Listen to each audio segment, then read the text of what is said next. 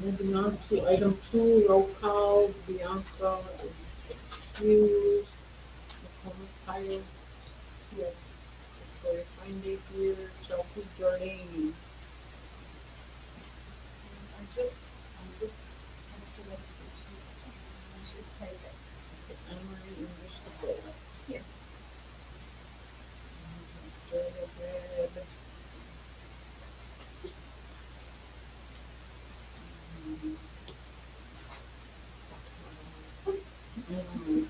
Todd, what is your last name?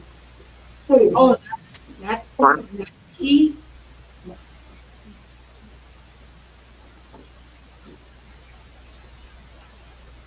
That's why I'm not able to share my screen. Okay.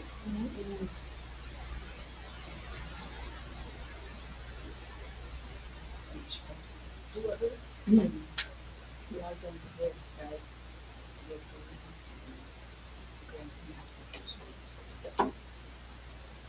Angel, do you want me to go home? Angel did it and then, um, she went home. She was driving Um, you guys gotta have to speak a little clearer. Sorry, just a little louder so the speaker can pick up your voices. Oh, okay. We are asking for you to, do the recording, the share. Okay. Todd needs to be able to share his screen. Yep, I can give him permission. Okay. Chelsea, you're on about 5 times. Okay. Do the share. Chelsea, Chelsea takes the picture and then we can put so we are on about 5 times. So we have to do it. Okay.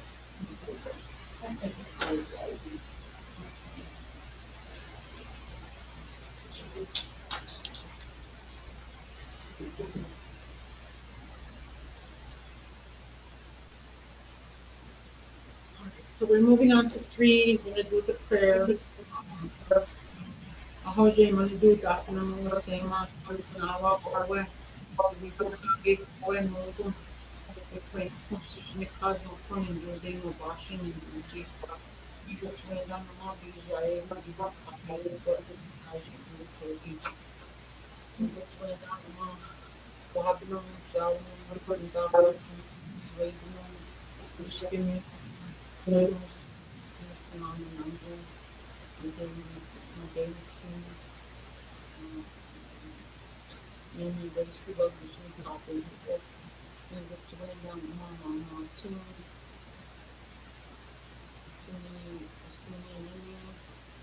a vegetable, Nikibu, and the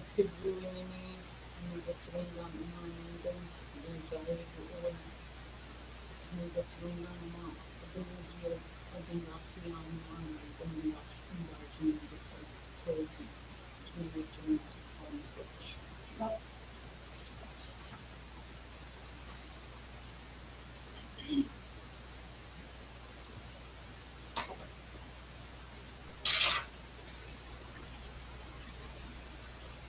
So can you read the mission statement then? The mission is to prepare each student for college with an enhanced knowledge of the Ojibwe language, culture, leadership, and environmental skills. At Endazhi-Nitaawiging, the mission is to create leaders grounded in their true inherent identities and to ensure that they are academically, socially, and spiritually prepared to positively change the community and world. Moving on to 5, agenda approval and motion to approve the agenda for the regular board meeting for June 17th, 2026 as presented. Motion by Dennis. And the second. Second.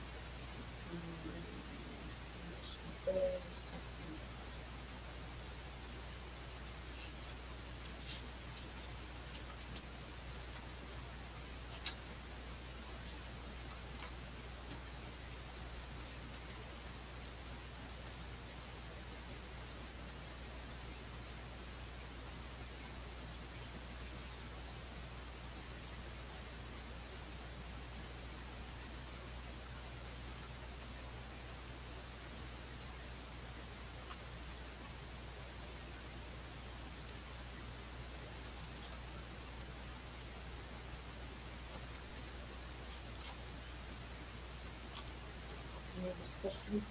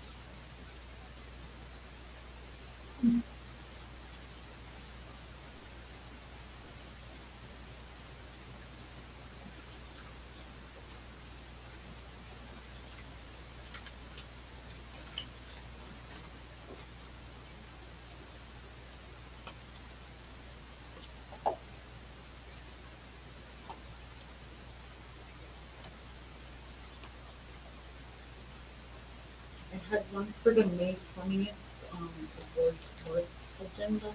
Wasn't, So, Madam Chair, the board is just for the board agenda.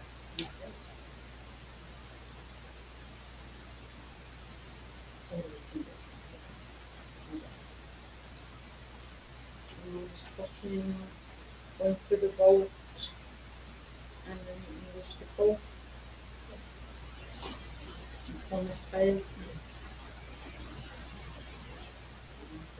Excused, so it's so, yes. Motion passed.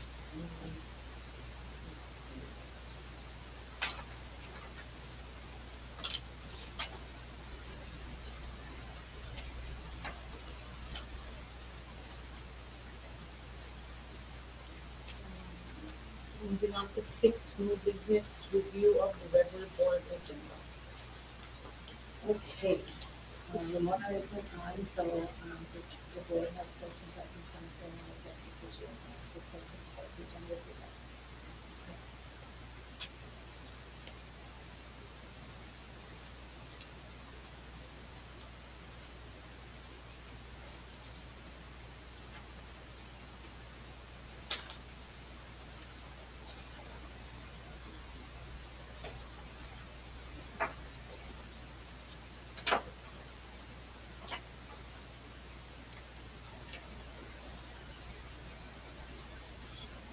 Can I just go over the minutes for the consent agenda? Regular board minutes for May 20 should be there, special board minutes May 26 should be there. June 10th, I might have added that last minute, I'm not sure if I had something else here or not, but it is part of your packet. On the June 10th special board meeting, and that one was just the meeting, I believe. Yep. Okay. And then, on items 4, 5, and 6 under consent, Anne came in and Marie came in and we went through some of the past board meeting minutes and she made corrections. So when you look at those minutes in your packet, the changes on group, I redlined that and made changes on those on group. And I think that's all I had. So good catch. Yeah.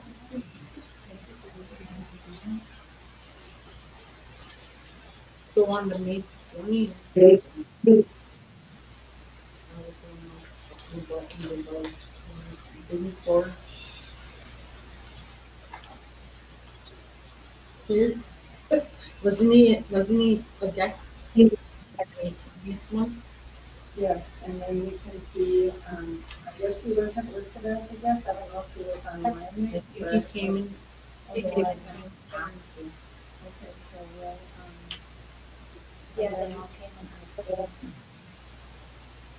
so we'll amend those minutes to include George as a guest. Is it possible to move the laptop closer? I'm not really able to hear anything. Yeah, you guys have to speak into the speaker like a little clear because Okay, so should I just move the whole thing closer? yeah. But I thought you guys were speaking through the speaker. I don't know why it's going through the. Okay, we're just gonna turn it up. Can you hear us? Can you hear Yeah, us I can hear you now. Can you see us Yep. now? Are you close? Yes. Do I look huge? But that was the only catch that that was the only one that I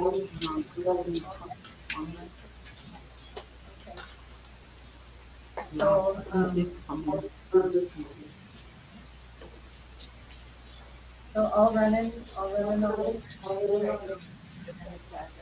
Okay. Other than that, talking after the budget, the business, you can, he'll also speak to the financial reports. C is a policy 206, I believe I said about and that has to do with how the board chooses to run their public comments at meetings. And we got that policy right from the association, and then we just kind of put charter school and representative participation. And then when you get to the motion to by employee, you'll see they sent it up ahead of time and then you deadline changes, and Joel will be online. Also the same thing. Rochelle, could you come towards the smartboard, please? You know, we're getting an echo. That might be from me. If I turn off my audio.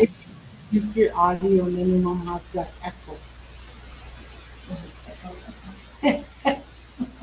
Go ahead. Okay, then, so the salary schedule is presented for the next year, and on that one, what they're doing, you'll see where the staff currently are, and then you'll see in the proposed for the board to approve is the next one, like is 25 where they're at, and the next page is if we just add $1,000 across the board to all of the salary teachers, and then that would, I think I wrote down what that would be. I think it's total of 18 staff and 1,000 is 18,000 for the year with the additional one. Todd, I sent that to you earlier, so that's a kind of proposal.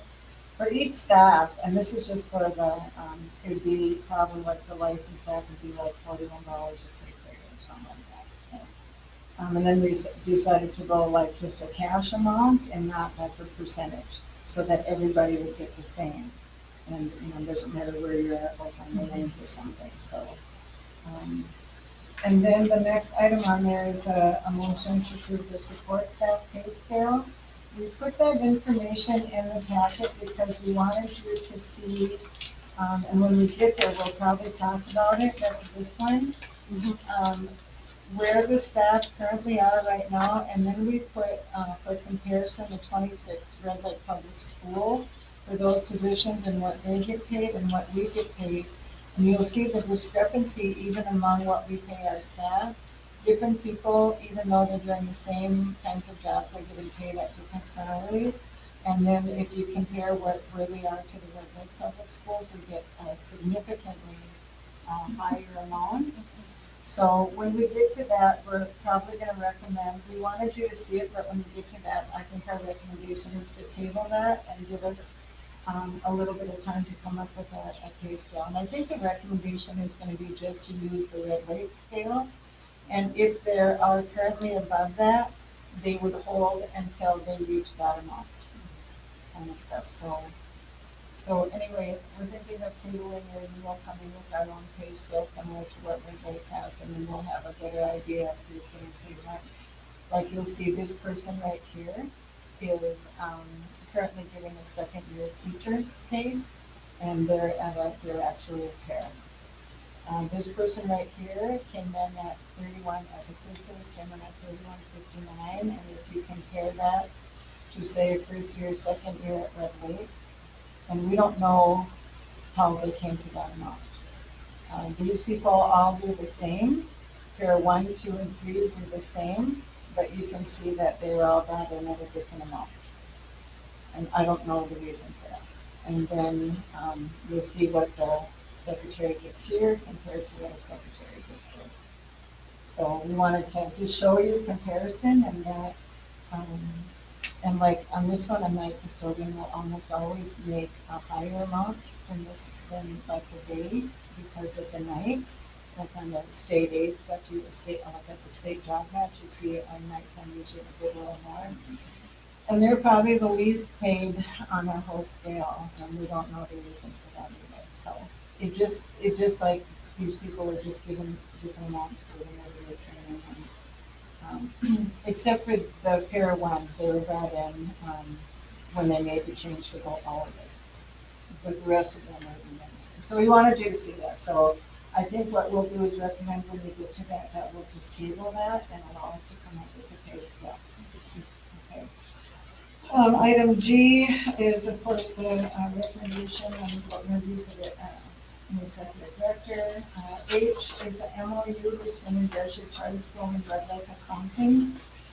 We came up with the MOU, and we kind of talked about this in finance committee and the finance team, where we would have the tribe use our third-party billing to pay our utilities.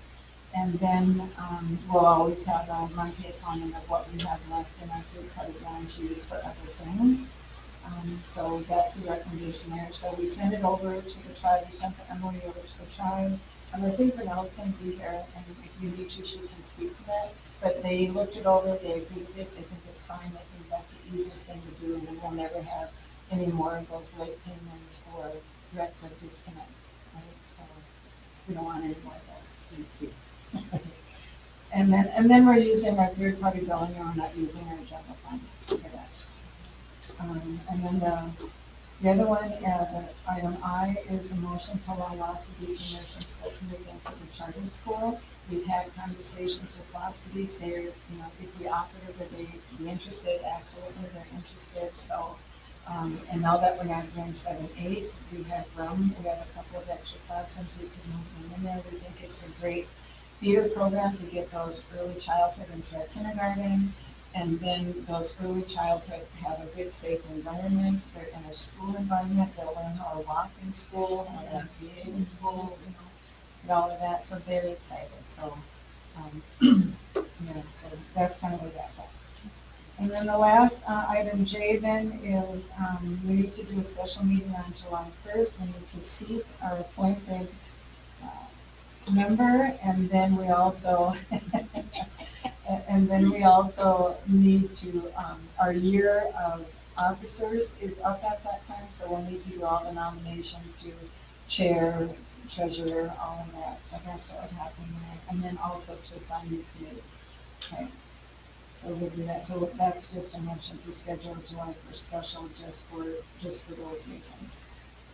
And nothing for old business, and those are the things on the agenda. Okay. Good. So, moving on to 7, adjournment for the special and for the working board. We motion to adjourn the meeting at 5:25 p.m.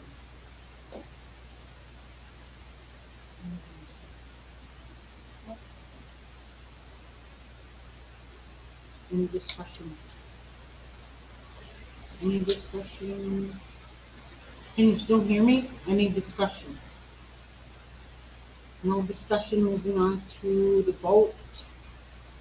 Anne-Marie English Defoe to adjourn. Yes. Thomas Pius. Yes. Bianca excused. Chelsea Jordan. We're motioning to adjourn the working board. Can you hear me? You're on mute, Chelsea. Can't hear you. Nod your head, thumbs up. There you go.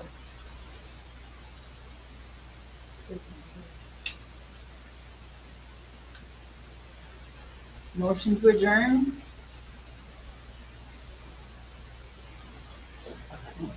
Chelsea, can you? I can hear you. Oh, Okay, I don't think she can hear. Can you hear us? Hello? Oh, there you are. There. Chelsea, Sorry, here. Yes. Yes. Chelsea, can you give me the time that you joined? You can,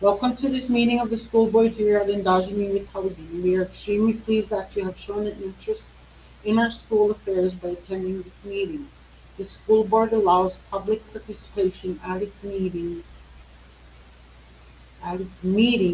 but at the same time has the responsibility for conducting its business in an orderly fashion. We provide the audience with the opportunity to request to speak. We request that before you speak to announce your name. Each speaker will be allowed 3 minutes unless the time limit is waived by a majority of the board members present.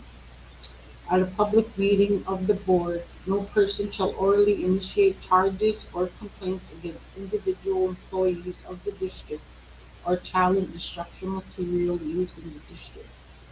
All such charges, if presented to the board directly, shall be referred to the executive director of the Endazhi-Nitaawiging for the investigation and report.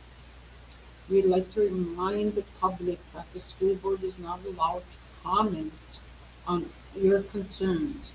If there are no questions, we'll open the public comment section of the board meeting.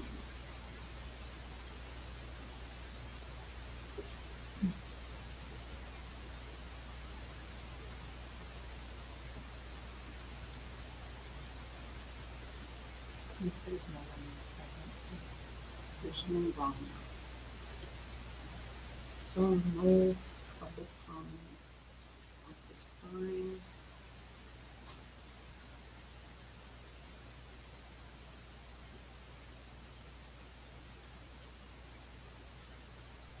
So moving on to reports. Okay. Wait.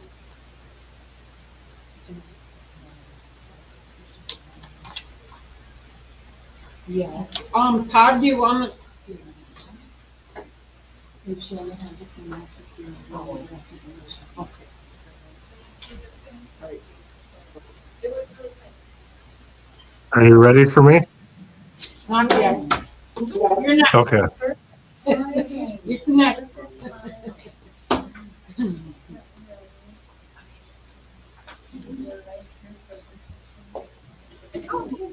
Vicki, Right, since right. I'm driving, could someone there read the report that I submitted? Yeah, Rochelle's gonna read it, standing for you to read it. Miigwech. Yeah. Alrighty, so moving on to 7 for the reports, we have 7A presentation by Brunel Fisher, Red Lake Tribal Church.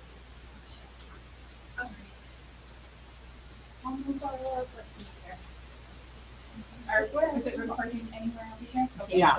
Oh, yeah, okay, cool, alright. I'll just have a quick seat. Okay. Bonjour, everybody. Bonjour. Ani, Renelle, Busher, Nishanakaz, upon name, Okakani, Nazinjaba. Happy to be here and present. I brought Caleb just in case I wasn't able to make it. I do apologize. Kind of double booked myself and just finished the movie premiere of The Flood of Red Lake at Boys and Girls Club. Very awesome. They'll be sharing it on YouTube. All the kids got to participate. Super cool. So just finish that up really quick. Oh yeah, very cool. So today I just asked for a little bit time to talk about the service account with the third-party billing and give an update of what the balance looked like at the end of 2025. And then kind of just give some updates on, I know later in your agenda, we will be discussing the MOU between the tribe and the school, which we are fully on board with and fully to prepare the support needed. And so at the end of 2025, we had a positive balance of 229,000 that is rolling over into your 26 budget presently. So every year at the close of our fiscal year, we normally close it down in the following March because we wait for any kind of year-end entries, year-end postings from, let's say you don't get a utility bill until January for your December. We usually use that first quarter to close it out.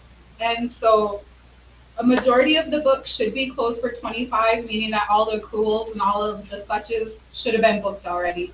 So this amount that I'm sharing today that's rolling over into 26, that should be pretty true and accurate with what expenses we paid.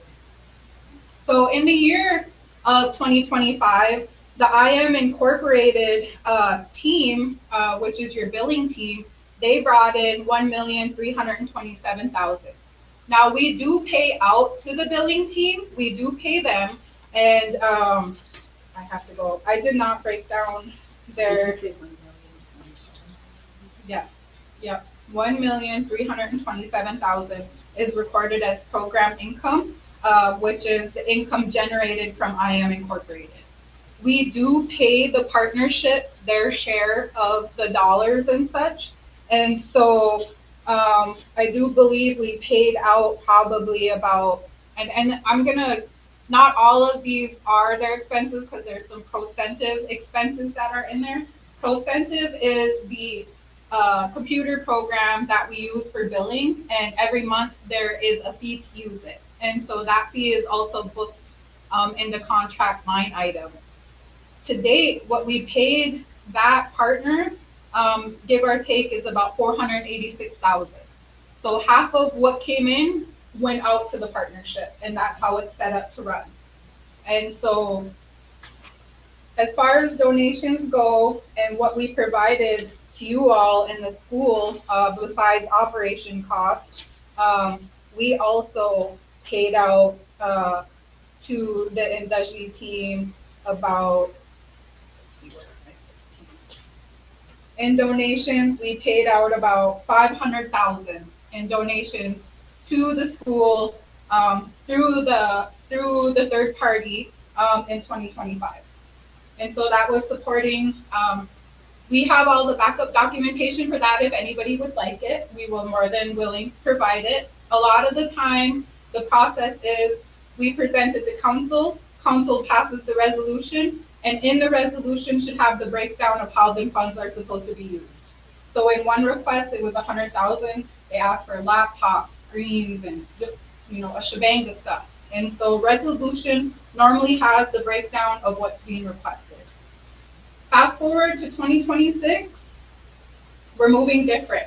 We're moving different, meaning that we're paying the bills, you're passing them along to us, and we're hitting the ledger directly with your billings this year, instead of you all paying them and then us giving you the donation.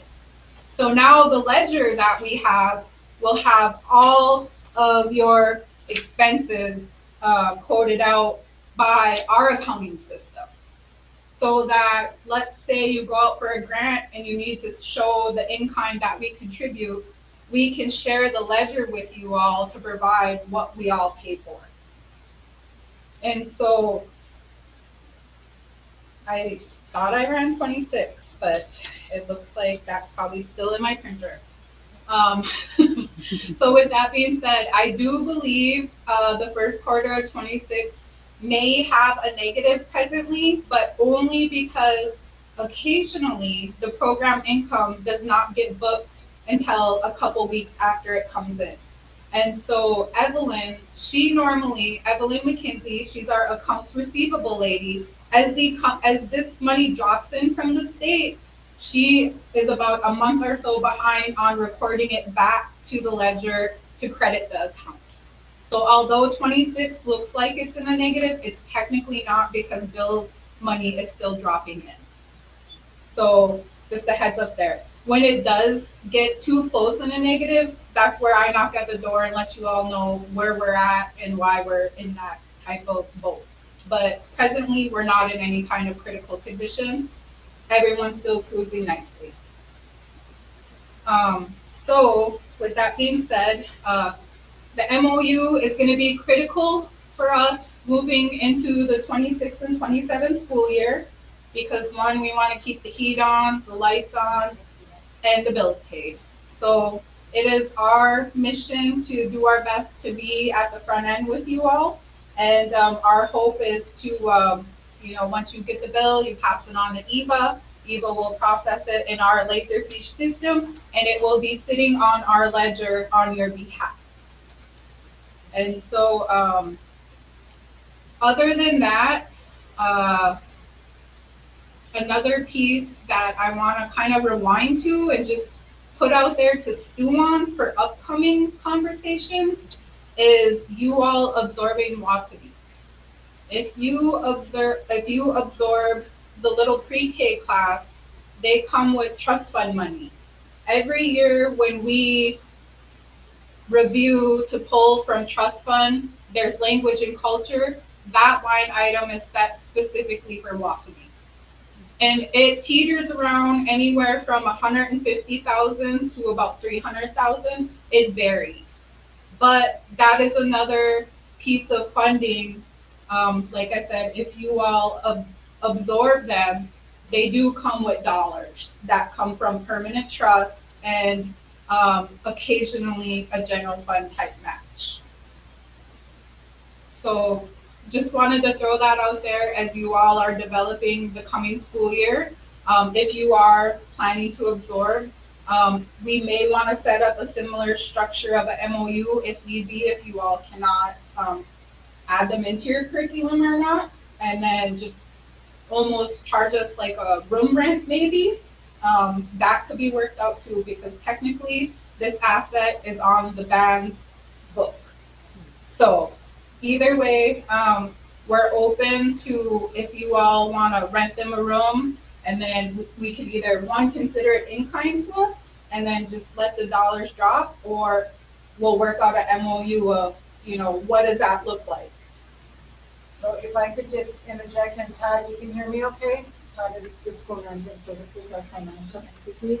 We just submitted to our authorizer a form that says that we are not expanding for the school year. So we can take a look at if we can amend that, and then we could absorb Wasabi. Otherwise, I think all we're going to do is give them space in our building, and I don't think it would affect our lease aid, because our lease aid is based on student count and not on square footage, correct? Correct. The only way it would impact the lease aid is if we actually charged rent for them to be in that space. Okay, then that would be, okay. So, but technically, right now, we can't absorb them as part of our program because we just submitted to our authorizers that we are not expanding. But that's something we can look to see if we can change that with our authorizers, if we can amend that. Or we wait another year and we just let Wasabi run their own program where they're running it, but just in our building for this year. Recommendation on which way to go. Should we see if we can amend our, if we can change our thing that says we're not expanding, and then maybe we can look at MOU and what that would look like. So I guess the first thing is we'll reach out to the authorizers and see if we can amend that, and maybe we can absorb them into our own program. It would be a pre-K 6. That is what we'd be looking at for next year if we can amend that. If not, then they'll just allow, we just want them in the building, and then they would just continue to run their own program for a year. Yep, and then they would be under, if that was the case, then Tribe would still run payroll, we would still run all of their benefits and all that stuff. And so that's another piece of the transition that I kind of wanted to talk about is if you all do absorb them, of course, that's going to be more than likely their I'm not too sure if any of them are on health insurance or not, but that's one piece. And I do believe it's only a staff of 4, so it's not a very large staff. But I would say their operational budget, because they have electric and such over there, is about $375,000 or so. And a majority of it is covered by, if not permanent trust, general fund contribution. Yeah. Okay. So the $150,000 to $300,000 that you what you get would go towards those people keeping away from it. Yeah, with their operation. So like say some of them didn't qualify to be a teacher, then I don't know if you guys have a para or what exactly you would categorize them as, but I do believe a couple of them are credentialed, but our support would go towards that, and then whatever you all need. And Todd, you're clear on understanding, and you'll walk me through what we should be doing if we have the ability to extend our programming? So So these would be like, are they 4-year-olds, 5-year-old kids? 3 and 4. 4? Heads 3 and 3 4. and 4, yeah. 3 and 4. Pre-K. I'm just wondering if, I think we should reach out to the Department of Education to make sure that we're allowed to, I feel like one of my charter schools is looking at doing this, and there was an application process to be allowed to run an early childhood program. Because right now with MDE, we're categorized as a K-8 elementary school. Yeah. And then our programming at this point will only go up to 6. So we'd probably have to apply at the state, we'd have to get approval from the authorizer and then apply to the state. So probably, Yeah. okay. So it could be another year, Could be possibly. another year. Okay. Yeah. But we'll see what we can do with it. Yeah, I like it.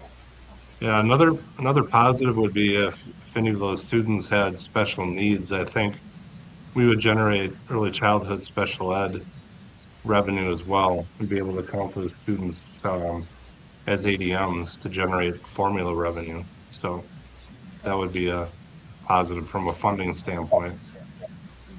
And I do I believe just they have one quick. Yep, Yeah. 13, I think. Yeah. Go ahead, Ramona.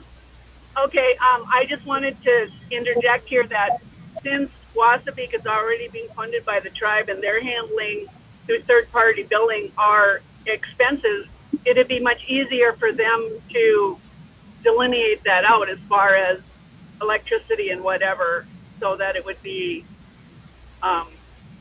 proportional. I mean, but definitely we don't need to be charging them rent. But I imagine they have to show some expenses for other things. Is that correct? Yeah. Mm-hmm. Yep, more than likely, if they do go out for grants, I would assume so. We would probably just have to track their time, and then I think what we could set up, like, let's say it doesn't work out to absorb them, but we give them a room. Our construction management team could probably put a space allocation together for you all, so that we know what the possible utilities could cost instead of, the whole building off the space. Yeah. Yeah. And then, Todd, that's something that we would need, because if the third-party billing is gonna take care of our utilities, then our after-school program, we do reimbursement for that. That's what we would be able to use for our reimbursement for after-school. Yeah, I've been thinking about that arrangement. I think what we're going to want to do is get a listing of bills paid each month and actually record those expenses on our ledger, offset by a donation. Because I think we're going to want, I think that's what the auditors would advise us to do. Okay. Does that make sense? So the donation will offset the expense. We'll recognize that way it's on our books and we don't have to worry about grants and things like that, because we do have the after school grant that pays about, it varies. I think it's $370 per month roughly of our utilities, or it's reimbursable. So, All right. so we'll have to work on the backup and support and how we do that each month so we can get that on our books. Okay, and so that would be for that, but really, my recommendation to the board is that we don't charge them rent for coming in. We've got the space, we want them in here, we want all of that stuff, so that's my recommendation. Well, I mean, as far as the utility package goes too, I mean, the band does provide IT support, so that's an in-kind contribution as well that we're providing. And I mean, we can monetize it as well if you want to outlay that in an MOU of, hey, for now we're just put a, 900 to that or something. I'm not too sure what it is, but I will say that the internet and the electric utilities and propane that we paid last year is looking about $37,000 is what we paid on our ledger in utilities and telephone and internet. Yeah, and we just did that MOU with Tribal IT for the services that they'll do, and one of the things that they're looking at, and this isn't final by any means, but I know that they're looking, Tribal IT is looking at maybe hiring somebody to give us specific hours a week over here, Yes. and that would be an in-kind also. And the other in-kind that we get from the tribe on our third-party billing is maintenance. Yeah. Tom Jr. Helps with all of our maintenance, and that's an in-kind that the tribe does for on our third-party billing too. Yeah. So, Well, mostly Tom's time is the report. I'm trying to get him to record, like track his time for coming over and such. And we're not going to bill you guys for it, but we usually use general fund just to pay him for that. oh, sure. Yeah, And it's like, I don't know, like 10% of his salary or something. They have a number for it anyway. But, so we do have now the MOU with the in-kind services from IT, and all the services that they do. It's their building. We run on. I mean, it's the tribe's building. We run on. But and then so we have that MOU with IT and all the things that they're providing. They're going to oversee our demand. They do our security. They do the security of the doors and all that kind of stuff too. So. And so we just went through that, and we're going to do 4 levels of security. So we're really working with tribal IT. So that's an in-kind, and then also Tom. And then the question I have too is who provides the numbers to the tribe for our group, like numbers who qualify for group program? Is that the alternate? How we get the bill? Yeah. How they figure out who qualifies on what we can qualify for. For third party. Yeah, we just get that from IM? Yep. Okay. IM has all of that information. IM should have all of their backup to who they're billing, what their hours are. They submit that over into the Procentive database, and then Charlene, our third party supervisor, she assigns her team lead to kind of monitor, audit the files, and then submit. And then Evelyn does the drop. Okay. Yeah, or actually she records the drop. Okay. Yeah. So we have a couple different teams that kind of have a little bit of a play in how the money rolls and drops. But IM Incorporated should have the backing docs of what they're billing. Okay. Yep, because they're responsible for that. Okay. But back to a ledger and having like a little bit of a breakdown, Caleb, Lexi, and myself, we can definitely provide monthly trial balances to you in the form of a PDF and an Excel if you need to cut and paste and kind of, develop your own form and such. So we definitely will be able to provide you one of these, along with if you need a detail ledger to really break down who your vendors are and such. And so we definitely have the capability to provide the information. We just ask that after a month closes, let's say it closes on a Friday, it'll probably take a week or so for us to get the final report out to you. Only because there could be accruals coming in, or let's say we're in the middle of a pay period, then we got to accrue back after that pay period wraps up. So sometimes it might be a little bit of a wait, but preliminary trial balances, they can be just, Rochelle could ask for one at 12:15, Caleb could get it to her by 12:30. So that's simple. Sounds good. I might walk. No. I can email Caleb too, or I don't know what the best way is, but I think we'll need that for any in-kind or anything that was paid on behalf of the school for, the period July 1, 25 to June 30, 26 as well. Okay. So that'll be a good Email's always great. Yeah. All right. Yeah. I'll shoot Caleb an email on that.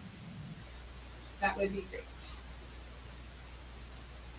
Yeah, we prefer email. It's just easier to track, easier to follow up, and yeah. Did I get your name again? I'm sorry, I missed it earlier. My name is Burnell. Like Burnell, V as in Victor. Everyone else Thank you. Sorry about that. Yeah. When I call, even I'm like, no, V as in Victor. Not B as in Bob. Bob's cool though. So it's Bernal Lusher Tribal Treasurer. Yep. That's you. So what else here really quick? I think them were pretty much the highlights I was going to share. Is just kind of the year end, how we wrapped up 25 first quarter. Like I said, I'm certain that it doesn't look that great in the first quarter, but it's because there's still bills coming down. And then also once this year 229 rolls over into the 126, then I know you guys are fine. So, yeah. And then, while Brunel's here too, and we'll get to the MOU after a while, the things that we put in the MOU are the utilities card, so they'll be, we'll send them the bills for propane, electricity from Beltrami Electric, River Propane, Beltrami Electric, Paul Bunyan Communications, it's electric. What else do we pay? Electric, phone, oh, and then our, they already currently do Marco for us, that's our printer. Oh, yeah. So we use them. So we've got Marco on it. And those are the things I think that we listed in the MOU. Mm-hmm. Yep.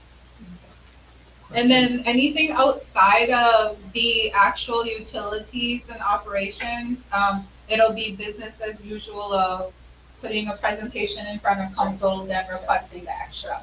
So, but then that kind of goes with the balance too of, you know, gotta be mindful of the coming winter months and bills and all that good stuff. Yeah. Yeah. And then, Now, I have one quick question. Yeah. Tom has been helping with our supplies as we are trying to get that account settled, the outside source account settled. Would that be something that we want to continue, or do you want us to keep that separate? Would we need another memorandum of understanding for that? So, Yeah. So, yeah, he's been doing, because we found that we're way behind on our billing for, Armor or? not earmarked for. Whiter paper supplies, Well, okay. that's that one's a little bit different. We're talking about like maintenance supplies. Yeah, Like yeah. mop heads and, Yeah. you know, those kinds of things. And Tom's been helping with that. And then what we've been doing is we've been laundering them and then putting in for reimbursement for laundry expenses. Mm-hmm. But Tom says, no, or I'll just tell us when, I'll come pick it up, we'll add it to our laundry. So those are kind of the in-kind services that he's been doing. Mm-hmm. So anything else, Ramona, you're thinking of that he does?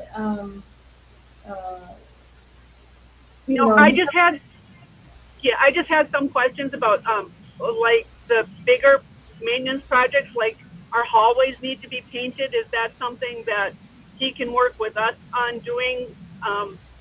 Or do we just buy paint and have our custodians do it? I mean, it's your building, so we want to maintain it appropriately. I think maybe if you guys are fine with it, when you do get to the MOU part in there, maybe just add repairs and maintenance on there. Okay. Because being that the building is still under kind of like the new market tax credit and the assets of the band, I would feel more comfortable having Tom and their team maintenance, like HVAC, walls, like just plumbing, all of it. I feel more comfortable going through the band. Okay. Yeah. Thank you. Be good. And is that something like we're gonna get our own IT person to be our own maintenance person? So Tom has assigned, he's got Oris back on and he's assigned Oris over here. So we do have that. I'm sure that's all right now. Yeah. So, Yeah. So we do have Oris over there. I think I guess we just have to confirm with Tom if it's daily or if it's 3 days a week or as needed. Or like that. He's been coming over and doing a lot of the ground maintenance. Doing the yard work. Question for you. Yes. Caleb has a question. Just so these reports run smoothly. May I confirm that we're running books and reports out of C305? Yes. Beautiful. Thank you. Yep. C305 is our main fund account for you all. C305 is where we do our best to keep all operational expenses, any kind of in-kind that we contribute to the school. C305. The only fund account that any of the in and outs will be sitting in.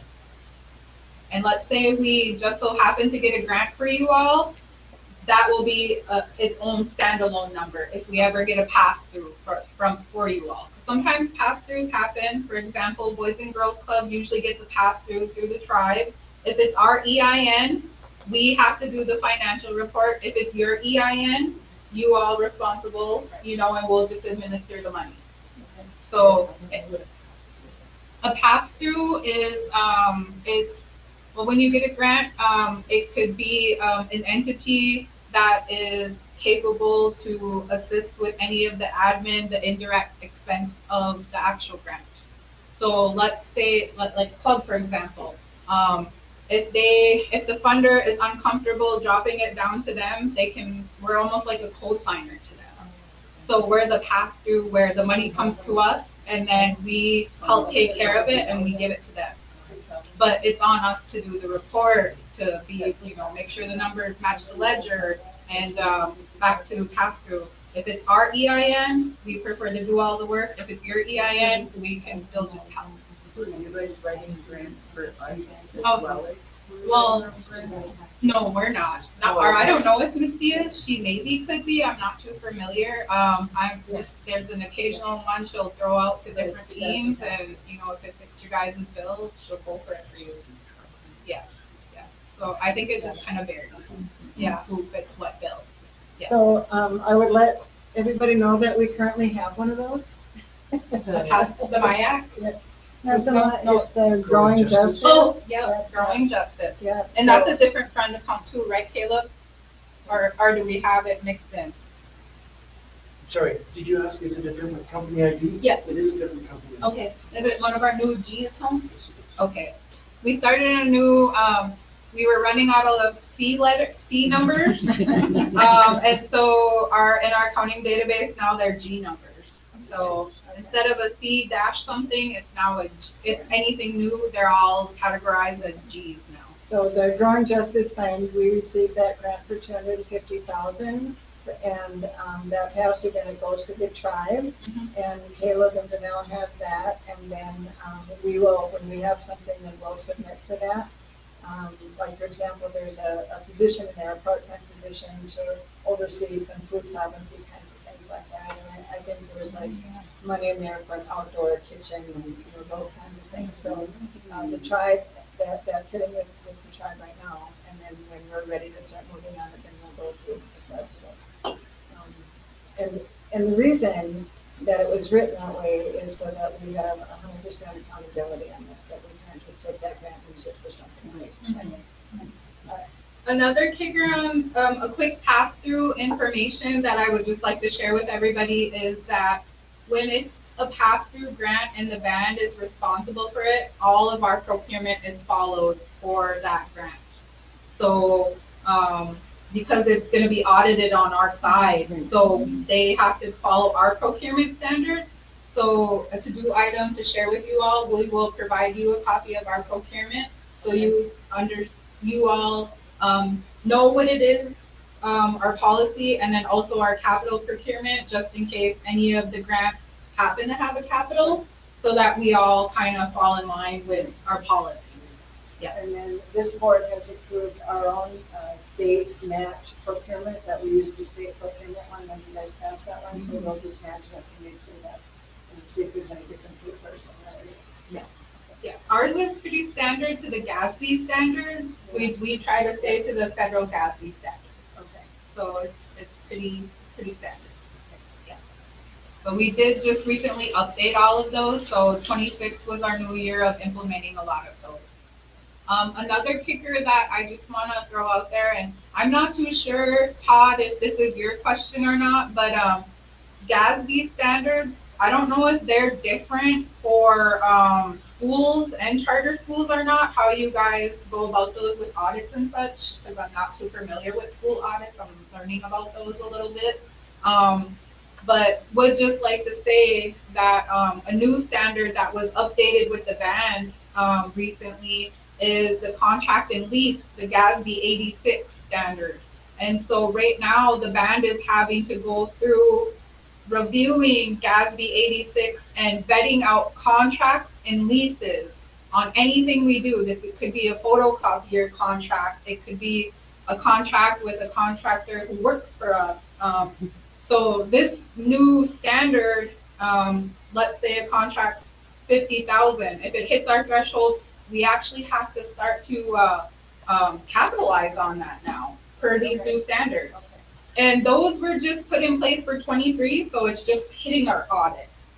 Okay. And I just wanted, like I said, I don't know if it's the same for schools, if you all have a different set of standards you all follow, but once any of your pieces move in with the tribe, let's say a grant does have something to do with a lease and such, or, you know, a contract, we will want copies of that so that our team can vet it out, see if it fits the threshold, and then we just keep a copy of it, so that if we need to put it on audit.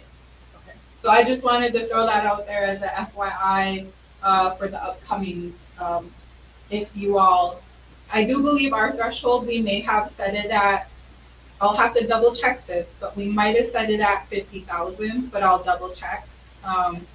So leases and all of that good stuff, Gazier lease, is that a lease? One of those, new, as of 23.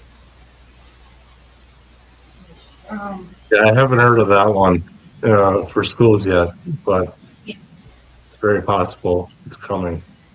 Yeah, there were quite a few of them that came down since 22. I think we got a new one every year since 22. But like I said, I'm not too sure if schools do that as well. I would think they shouldn't because they probably have a lot of leases, but I'm not sure. But just on our side, we do have to be very aware of that. And again, if we're year pass through, we will ask for that. Yeah. Other than that, I don't have a whole lot of other items to report other than, well, everybody knows the band is still getting caught up in their audits.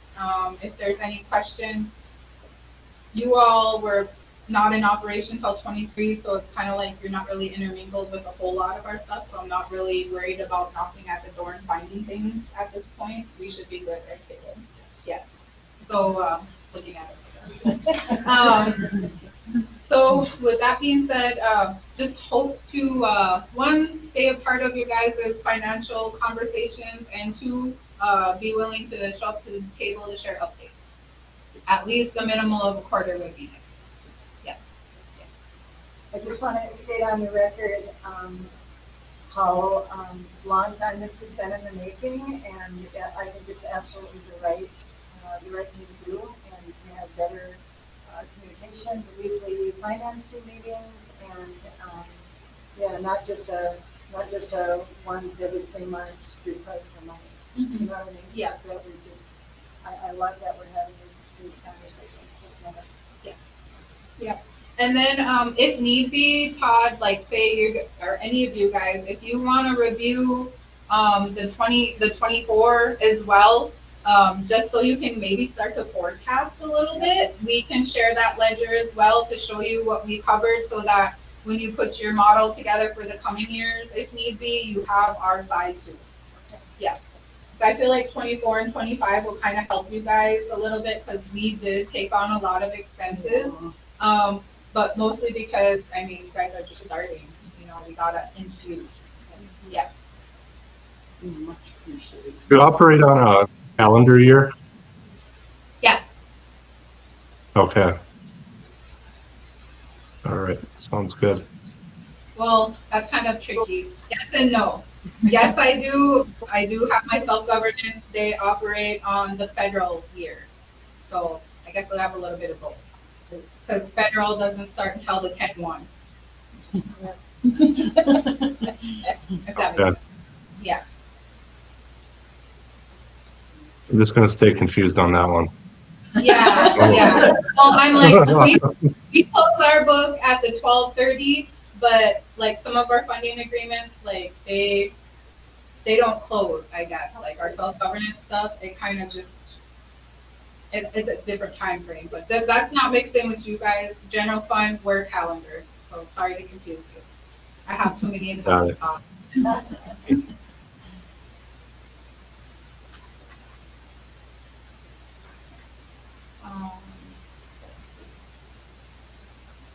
I feel like I don't have anything else at this point, but there may be something coming down the line to talk about new market tax credits, but we will scrub that up a little bit more before we talk about that, probably let's say by August, because we need to line up some plans.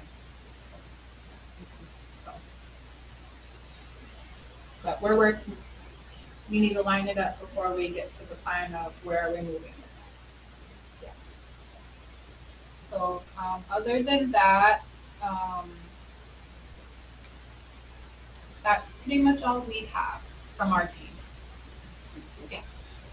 So the next on there is our adopted budget for the next fiscal year, July through the end. Todd's gonna report on that. I don't know if you want to stay in here what our budget looks like for next year. That would be great. You good for now? Yeah, thank you all for the time and apologies for being a little tardy. Yeah. So moving on to 7B, financial report by business manager Todd, next week from school management services. Okay, I'll share my screen here.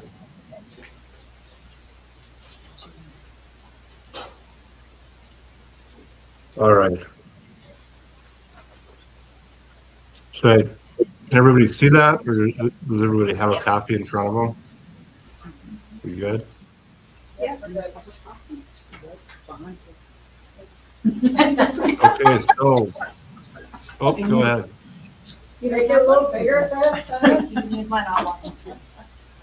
I can see it clear from there. Yeah, I know, pretty good. Right? Compared to, I need my magnifying glass on. Oh, that's good. I can see that.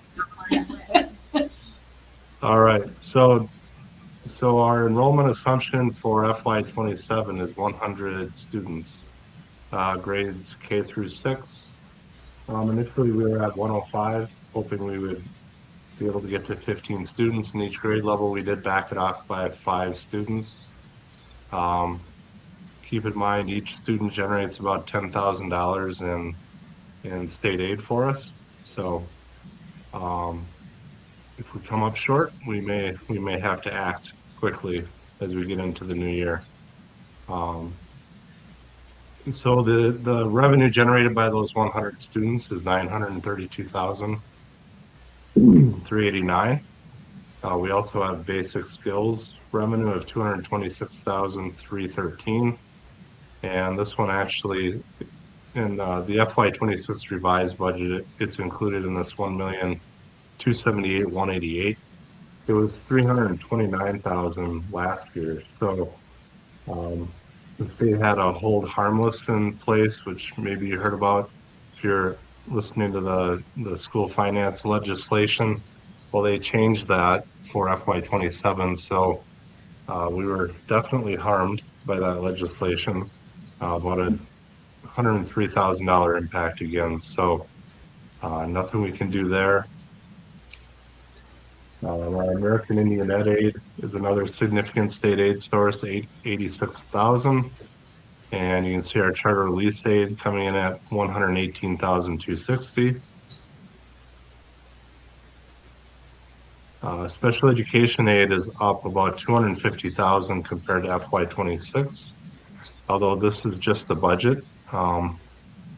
We had a conversation about this yesterday. Potentially, we will be able to go back, and as long as our paras are all highly qualified, and depending on what their role was in the classroom, potentially we can categorize those paras as special ed paras, in which case we generate about 90% state aid on their salaries and benefits. So that would be huge if we can get to that point. So we'll be working on that over the next month or so. I'm going to touch base with Dustin on that as a first, first conversation, if you will, to talk through that. And once we get our special ed director on board, see if we can make that happen. So, the grants are all in one line item here. So $1,335,243. $935,243 of that was provided by Jola. She had scheduled those all out for me. And $400,000 is from the MA billing coming from the tribe. So given some of that is now going to be just paid directly, that number might have to be adjusted. But at this point, the expenses are actually budgeted for, so the revenue will go down and the expenses will go down. It won't have any impact on our bottom line budget. So total revenues for FY27 are at $3,270,256. And the expenditures, I'll just kind of scroll through it slowly here, but you can see administration. This would be our executive director. Estimate of what they're going to come in at. District support services does include Jola's contract in there and our administrative support person. And SMS would be in the purchase services along with other contracted services, legal fees, things like that. And elementary and secondary instruction, so this would be where our teachers are at, salaries and benefits, classroom supply items, instructional support services. This would be like media center, staff development, things like that. Pupil support would be, I believe we have some contracted services in there like nursing, for our nurse, and maybe some counselor and guidance services. I can't recall for sure. But anything. Nursing services, but contracts for some additional services like with designs for learning, do our STAR report, using our MARS report like that. So that would be contracted. Okay. Sites and buildings, this would be our custodians as well as utilities, equipment. This is actually our lease right here, primarily, and a small budget for any potential equipment we might need. And fixed and other fixed costs, this would be our property insurance, liability insurance. And then we do break out the grants separately. So we have the Title I grant. So portion of an FTE is here, teacher, at $45,345. And then our American Indian Net Aid, accounting for the expenses related to that. State special ed, again, those costs are up significantly due to the paras being categorized as special ed paras. And federal special ed, $25,000. Do we do EAPs here? So our special ed teacher is responsible for the IEP process, but then we have Destin, we contracted with Destin to do our special ed director. We're now currently looking for a new schedule director. And so that would be the contracted services we're talking about, but teacher does IEPs and administration. And by the way, our federal special ed revenue and expenses, that it primarily goes towards our director that we would hire, our contracted director, and so on. Total expenditures $3,256,926. So we have currently revenues exceeding expenditures by $13,330. So a very tight budget. I feel good about. We really talked through in detail the staffing needs and so on for next year. So I feel everything's been accounted for. And I'll work with Jola closely to, have those grants cover as much as possible. I know some of them are restricted and we need to spend the dollar to get the dollar, but potentially some things that are going to happen anyway might fit in those grants, which would help our bottom line. So we started, we're projecting to start the school year with a fund balance of $178,968. So we would grow to $192,298, which is a 6.3% fund balance. I'm just curious, we haven't talked about this in a while, but do we have a fund balance policy? So what our policy says with our outfielder is that we need to work toward establishing a 30% reserve. Was that 20%? 30. I think it was 30% reserve is what what our authorizer says that we need to work towards. They understand that we're brand new, they understand we're a small school, and right now we're just trying to balance the budget, we're trying to get our bills paid, but it does say in there in our financial plans that we'll continue to try to work towards a reserve, a 30% reserve. Got it. That's a pretty big reserve. That is a huge reserve. Yeah. I feel like the band's only like 15% or Yeah. something like that. So that's huge. And that was based on the authorizer. Yeah, the authorizer says that we need to work towards it. You know, I could be wrong, maybe it's 20%, 30% is pretty high, maybe less, but anyway, we're supposed to be working towards building a reserve, and it might be 20%, let me clarify that, I'll figure it out. Most authorizers, I think, are at 20, is what I'm Okay, let's do experiencing. 20. Yeah, sure, that's one holy man, right? Yeah,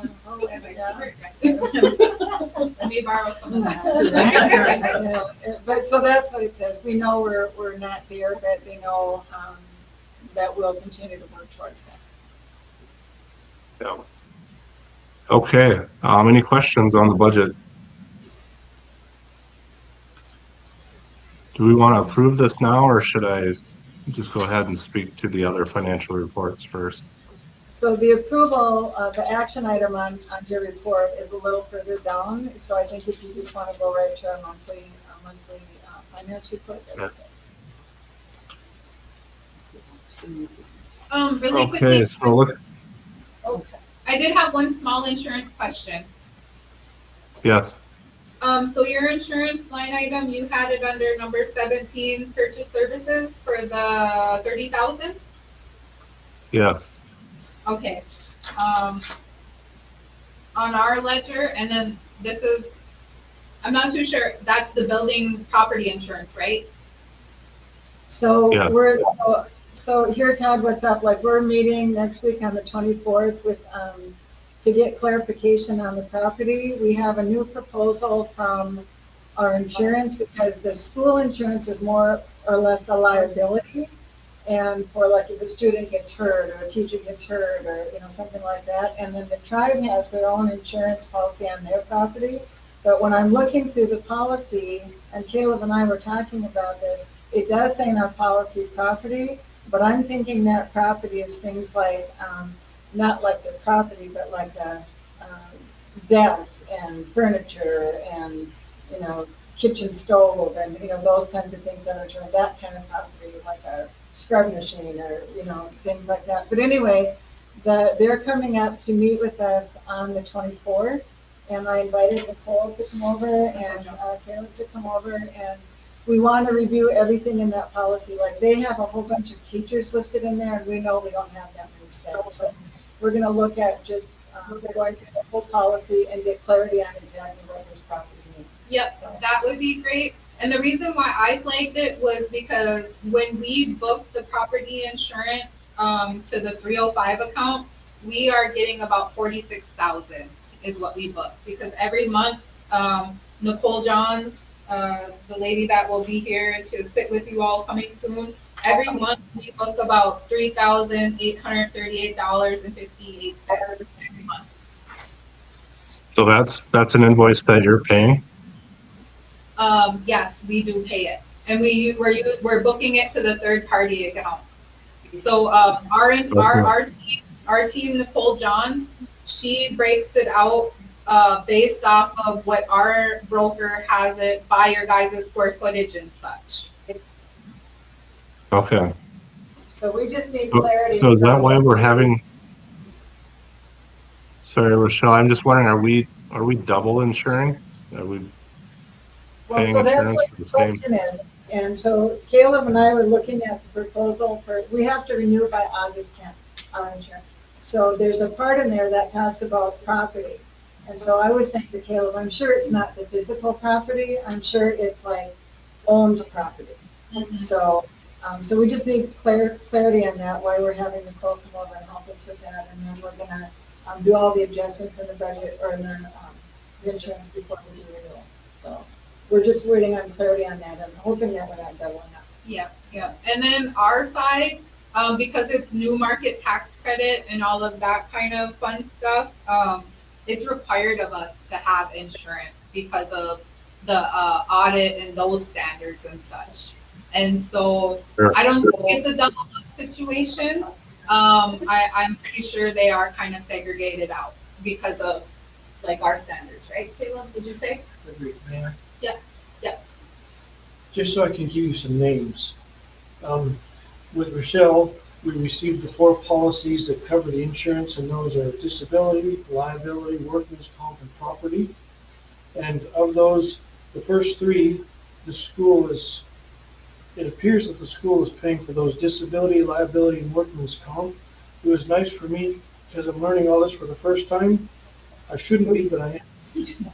I showed the property to Nicole Johnson. She says, absolutely. We've got, the tribe has got the property portion of it. And let me give you the names. Hanover, All-America, and Berkeley are the 3 carriers that we're working with. And I'm just delighted to not only make sure we're all on the same page, we're not paying double, but we are also matching and covering the blessed contract requirements. That's why I feel like my neck is on the end. But it was nice for me to know those names, the policies, and I don't have anything else to say unless you have questions. Thank you, Caleb. I have, All right, thanks, Caleb. this is Ramona. I have one question. Have we sorted out that electric bus garage issue? Have we sorted out how that's getting insured and, who's titled to that? That's a trick question, Ramona, for a whole nother meeting. No, I'm kidding. I would like to say that for our contract with Bob Blake and Solar Bear, they were supposed to take up the expenses for the first year or 2 of that. We have the contract on that on the tribe side, so we can grab the contract from Brian and Solar Bear to fully review that. And then if it comes down to it, more than likely, because it was a pass-through, that's more than likely probably going to be on the tribe.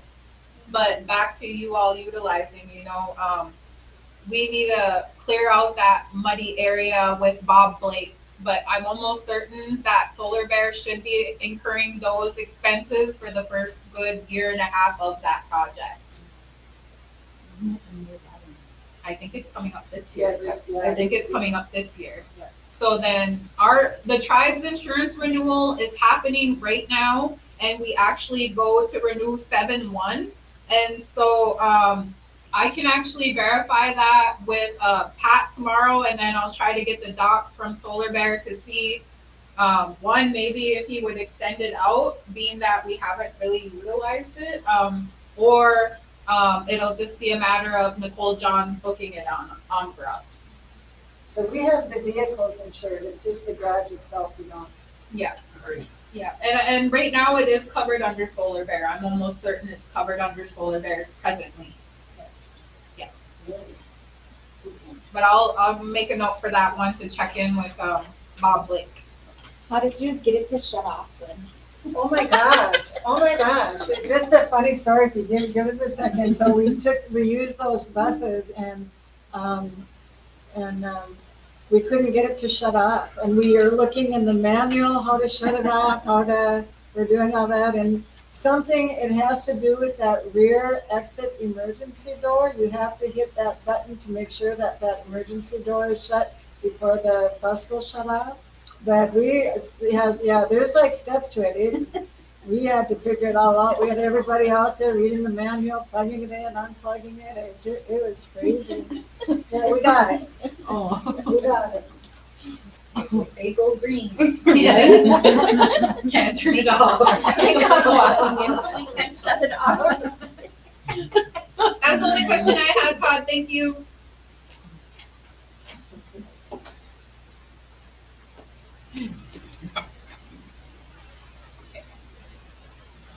Thank you, Okay, Todd. ready for the budget update? Yes. Okay, so I have that on the screen here, I believe. Yep. Okay, so revenues collected through May 31, we're at 78.5% of our budget. Again, we're way down on state aids because of our enrollment, and those revenues are going to come in this fall, beginning in September. So we will book the revenues. We just haven't received the cash by June 30th. So we do expect to hit a revised budget of 1.9 million in state aid and federal grants. We have some draws to do there on the federal special ed and the title grants still. And local revenues were up 455,000 compared to last year, thanks to the generous support of the tribe to get us through here at the end of the year. So that's at 1,445,134. So year-to-date revenues 2,744,776. Salaries and benefits of 1.55 million paid to date. That is up 205,306 compared to last year at this time. And that's partially driven by, typically we spread our payrolls through the summer, but of course we had some staff terminate early, so we had to pay those, immediately at that time. So that's driving this percentage up. With the same number of payrolls posted through May 31 this year as last year, I would like to see these percent of budget compared to percent of final within a percent of each other. So right now we're tracking high due to that, both on salaries and benefits. It is also possible that we are going to exceed our budget in those two areas. We'll have to see how that shakes out. So I can do some calculating. Go ahead. Okay, I just want to make sure that we've updated, like in June now, we've updated our ADMs with the state, so we're for sure going to get that back paid from that, right? And that comes in September. We've updated our ADMs with the state. Are you referring to FY26, Rochelle? Our ADMs were at 70, and we are able to update that for that past year, and so we're going to get that revenue in September, right? It's been updated at the state? Yeah. Okay. Yeah, and at this point, we're not even able to update the portal with the actual numbers. What happens now is our MARS data will get submitted, and they will actually pay us on what our final student counts are in the student accounting system. Okay. Does that make sense? It does, thank you. Yeah. And actually, that MARS data should have been submitted about a week ago. Our initial kind of FY26 MARS submission. Does that sound familiar? Do you know if our MARS person did that? Yeah, Ramona? Did we get that final MARS in there? I think we did. Yes, we did get it in. Okay. Yeah, I was just going to confirm that Angel did work on that, and I did get confirmation that that was done. All right. Hey, good job. Good job, ladies. Yes. So I have a turnover report as of June 9th, and I just thought I'd check real quick. So we're at 88 ADMs for FY26 as of right now. So there's three or four more, if there's any errors and things like that we can clean up. But so it's looking like we're going to be right around 90 for the year, and that's what we will get paid on.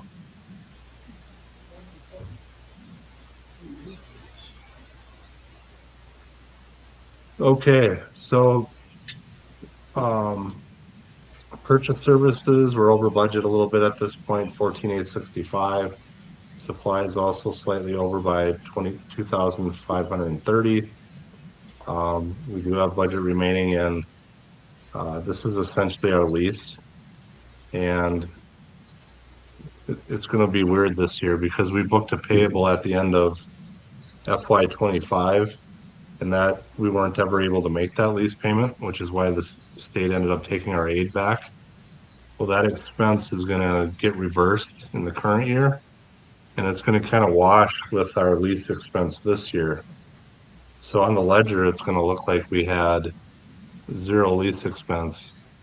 But we did pay our lease, as we all know, in FY26. So this budget is going to look like it was unspent this year. It's kind of an accounting thing. I don't know if you guys follow, if that made sense, but That's the way that's going to shake out. We're at 86.9% of our budget expended at this point. The last couple of years, we've been around 77 to 80%. So we are tracking high, again, primarily due to salaries and benefits. The two biggest line items in our budget are tracking in that range. Any questions on the budget update? Okay, moving on to the receipt register. Here we can see the activity for the month of May for receipts. We had 47,960 received in general education aid. And we also received 64,812 in special ed aid. So they paid a lot of our special ed aid out here in this payment in May, on May 15th and May 30th. And then we had the donation from the tribe for 100,000. So total receipts in the month of May, 212,772. Moving on to the cash flow report. So we have, again, our state aid, 60,965 on May 15th, 51,807 on the last working day of the month, and the 100,000 donation. Total inflows of 211, about 212,000. Here we can see those larger payrolls of 102,168 on May 15th and 123,596 on the 31st. Roughly 30 to 50,000 higher than what we had been paying out the last couple payrolls. Accounts payable, we had, go ahead. That's because you paid all of the leave that was given to the ones that would have got left, right? Yeah, they're, if they are like a 24 pay period, then the monies that would have, that we were taking out to cover that 24 pay period, that would have been paid off. So. And then Todd, that includes liabilities, correct?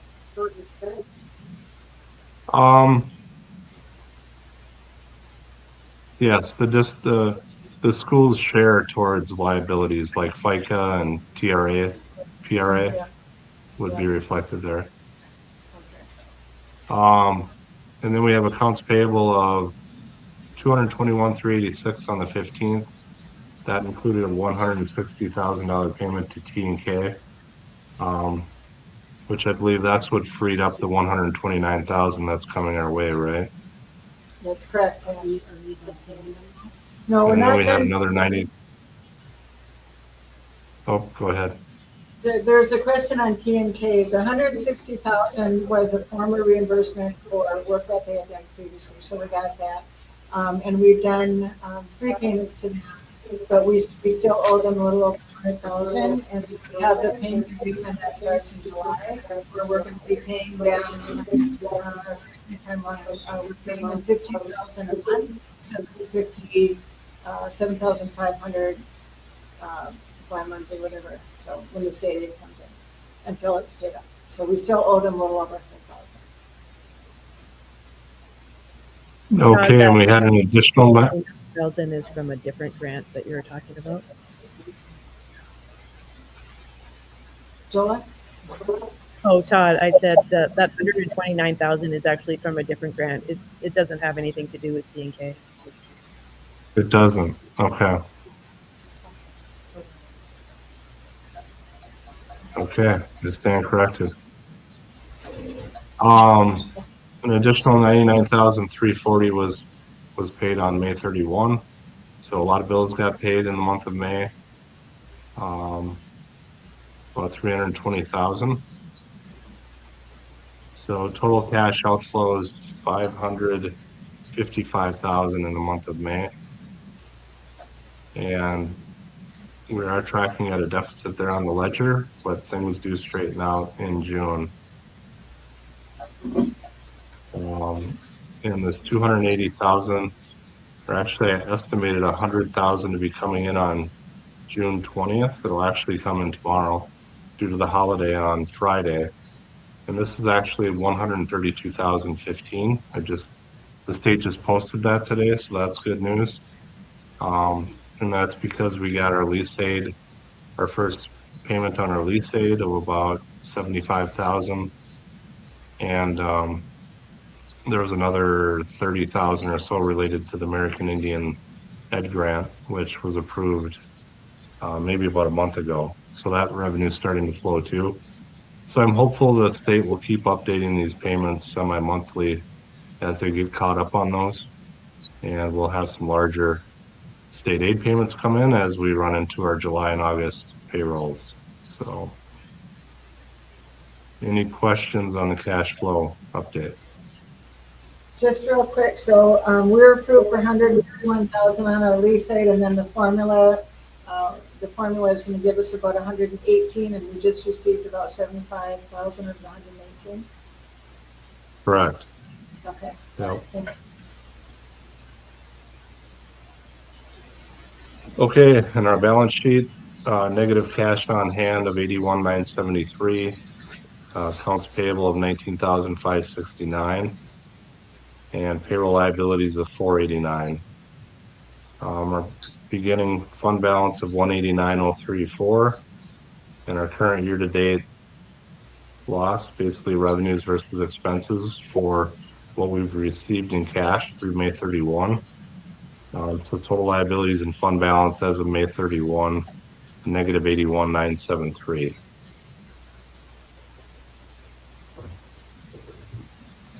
Any questions on the balance sheet? Looking good, Todd. Thank you. Yes, and should look much better by the end of June. No more brackets on cash is the hope. That's the whole goal. Thank you. Yeah.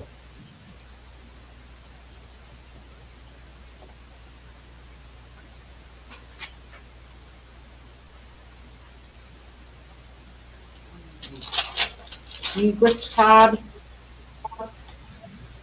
Thank you. Have a good night. Yep. You go out, man. Bye-bye. So moving on to 7C, academic environmental report by Ramona Victor. So Ramona will read this one for you, and it's all in your packet. So as you know, that the board decided to no longer have 7th and 8th grade, as you know, financially it's not sustainable. We didn't have enough kids in those grades. And so Jola and Ramona reached out to all of the families of the 6th and 7th grade that we would not have opportunities. So all of the families are made aware. They all know to register, whatever school they're going to go to, that we're closing that. We also put it on the website. We do personal conversations with all of them. So it's been good communication on that board decision. Ramona did phone calls and sent text messages asking families of the 5th graders if they plan on returning for our 6th grade. Because we know, I think for our budget that Todd just went into for our 6th grade, we're looking at least 12 students in that 6th grade to be financially viable. So we are reaching out to the 5th graders right now, seeing if they're going to, if they plan on returning into our 6th grade. MCA testing was done. Of course, we don't get those results until fall, but we did do the STAR testing, and in the back and there you'll see, in the report it says that we didn't have those done, but in the back, I asked Joel to put a report together that talked about, one is on reading and the other one is on math. And we did a growth from winter to spring, and then winter in STAR and math. And you can see on each grade level if there were gains or no gains. If you see a blank there, there just wasn't enough data to report. But on average during the winter in STAR math there was 2.7. In the spring was 2.0. We went down average in math. And you can take a look at those and you can see actually which grade levels actually went down. But pretty much this is telling me that the students that were a little below on these. And then you'll see on the second one too, we're going fall to winter. So this one is winter to spring, and the other one behind it is fall to winter. So then we did it by grade, so we can see where we think our students are by grade. And then you can see at the bottom if we really gains or not. So these testings, if they're not documented or data collected, do we get flagged by anybody? We do. We have to report these to, our authorizer, and this is one of the reasons why we have that notice of deficiency. These scores were never, reported to our authorizer in the past, so we have no academic data at all. We did, out of the 100 points you could get for your reporting to our authorizer, we had 5 points.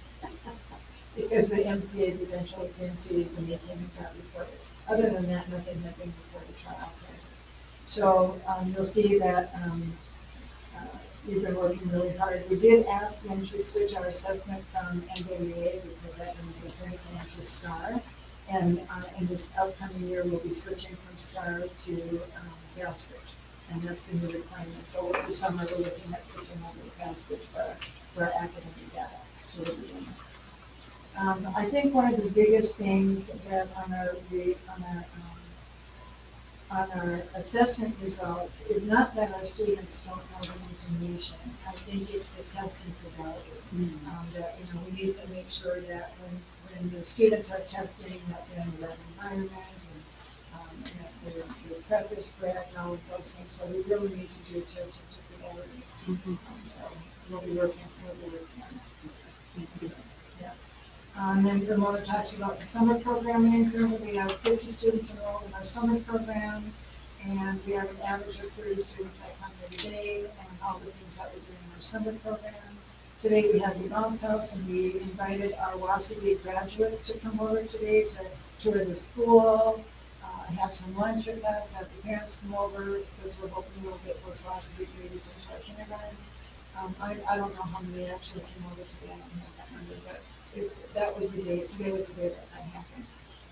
We're creating a kindergarten roundup. I'm not sure we did much of a kindergarten roundup in the past to recruit students in there, but we're working on doing a couple roundups before school starts to make sure that families in the community know about their school.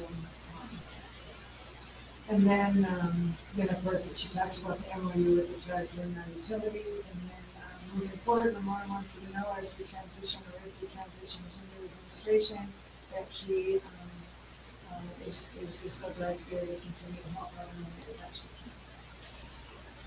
So that's the report from Ramona, what was the feedback that you got from the parents of the 7th and 8th graders or the 6th graders to let them know that we were switching gears? I had one parent who was disappointed, but overall they had expected it because they knew how small that class was, and they also understood the difficulty in having a combined class at that grade level, that it really, academically, it's not a good model. The standards are so different for 7th grade to 8th grade that it's very difficult to do a combined class. And I think actually we had to do some explaining to the state as to why we didn't have separate instruction for math and arts and social studies. Typically those would be taught at a specialty license, but because we listed ourselves at a K-8 building, we were able to explain the need for the teacher, but they were questioning having a combined class at that level. So to answer your question, the parents did understand, and they are looking, they actually, most of them had already been looking to go to other schools. Thank you for reaching out to them. I really wanted to personally talk to each parent before it went out on our website. I just feel that's bad to have it come to them that way. Also, I surveyed the 6th grade. I've worked on it. I only got a response from one 6th grade parent who's definitely sending their student to us. Others I couldn't reach or didn't get a response.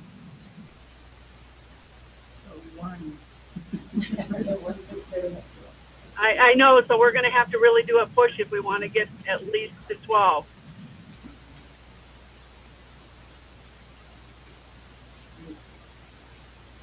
Do you have any other questions?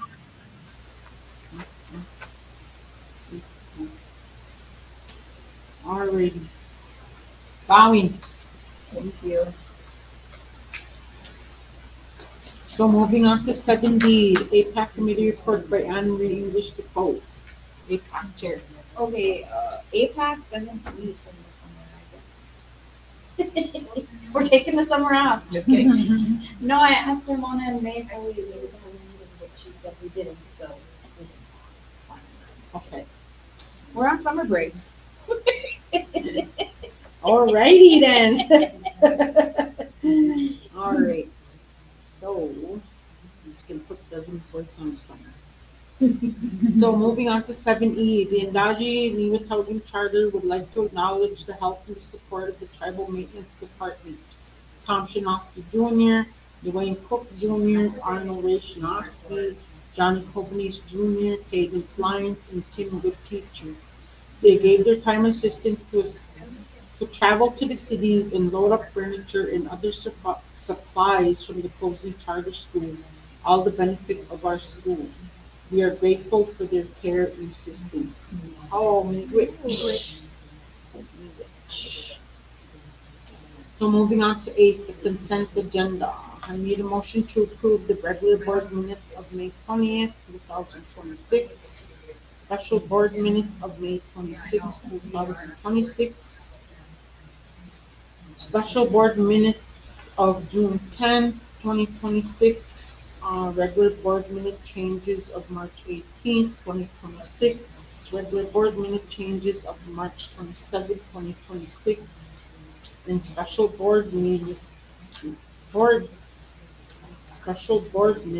changed to May changes of May 11th, 2026. So, and I believe Rochelle talked about having the changes that she had previously made in blue. Yeah, it was mainly just, Should we make a motion first? oh, I'll make a motion. I'll second. Alrighty, any discussion? Okay, the changes to those meetings are written in blue. It was just basically the people that motioned or second were backwards. And I don't see the ones for March 18th. It's March 18th, March 27th, May 11th.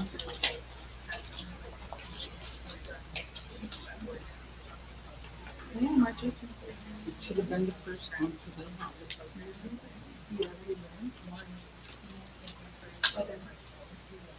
I do not.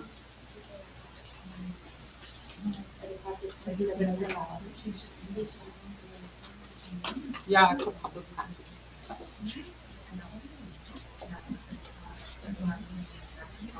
You don't have March 18th, even? It's in this one.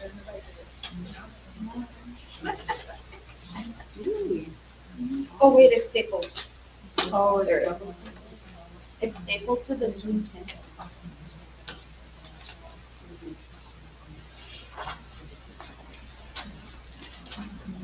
Nothing? Just go ahead and write that one.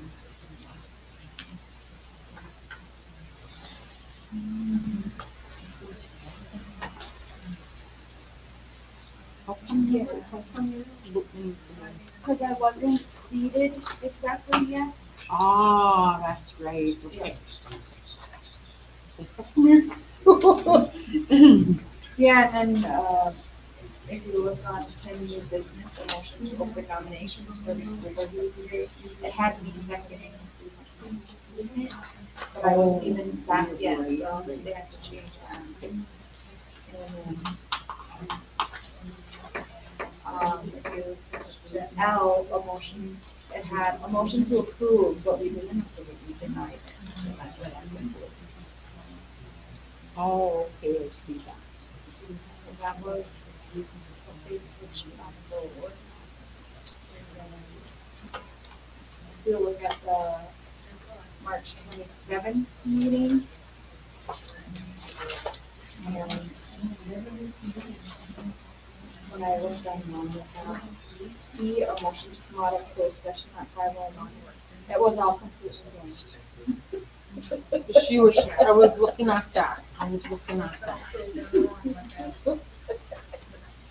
Now fix that. So, then No revisions. Please. May 11th meeting was just some names switched around and all that. The motions and everything. The hard speed though, I was worried about 10 days.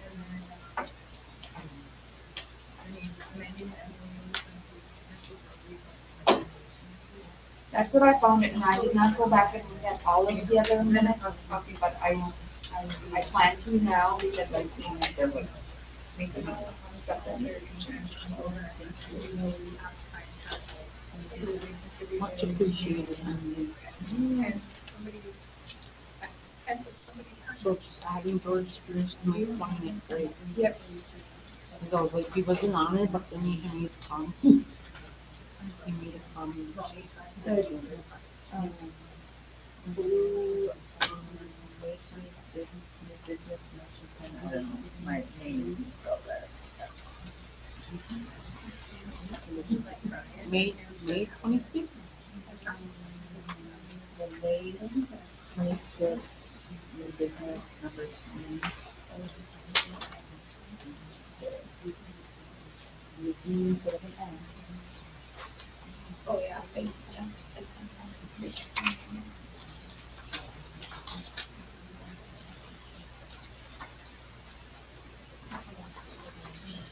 And it's on the front page too on there. Is it? Yeah, then it's on March 18th. And then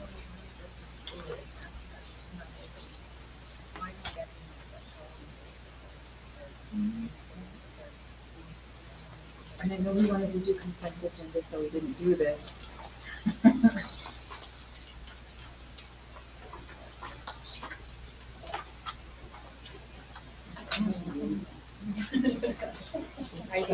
Did you know the changes? yes, I know. Any more changes? Any more discussion? Alrighty, moving on to the vote. Motion to approve the following minutes of May 20th, 2026, May 26th, 2026, June 10th, 2026, March 18th, 2026, March 27th, 2026, and May 11th, 2026. With revisions. With revisions.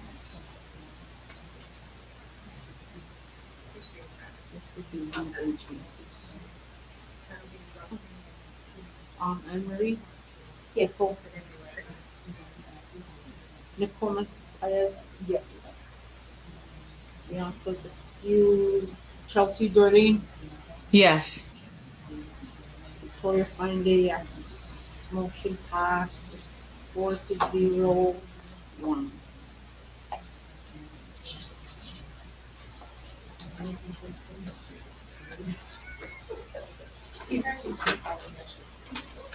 So moving on to 9, new business. I need a motion to approve the adopted budget for the 2026-2027 school year as presented.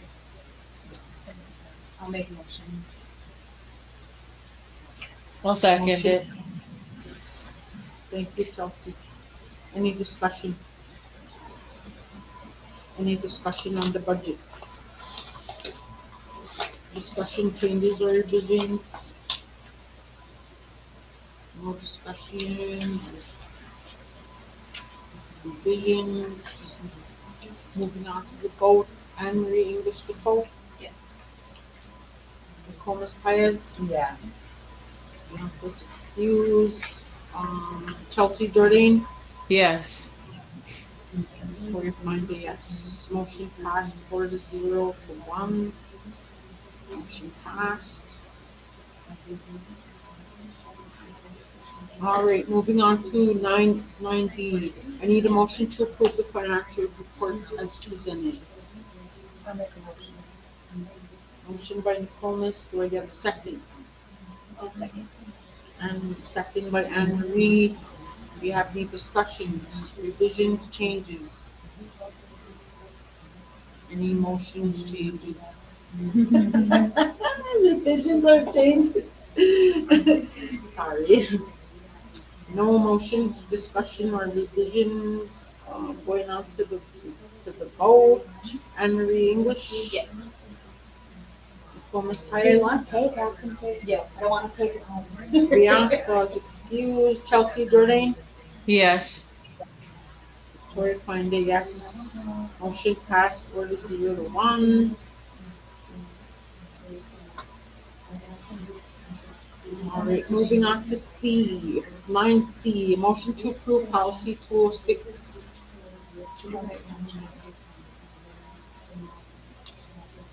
206, public participation in school board meetings, complaints about persons on school board meetings, and the data privacy considerations. Do I have a second? Are you able to review that? I'll second. Do we have any discussions, any revisions or changes? And I do believe Rochelle explained the adoption from the Minnesota State statute. Yes. The 206. Exactly. Yep, exactly. Great.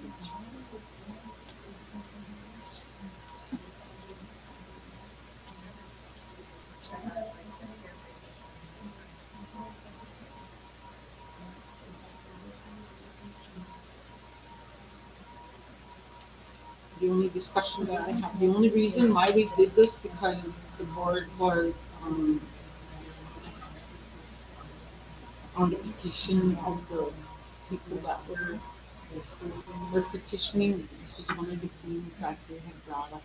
I think that we didn't follow. Oh, is it one? We had one, but they were saying they were saying they were violating. Oh.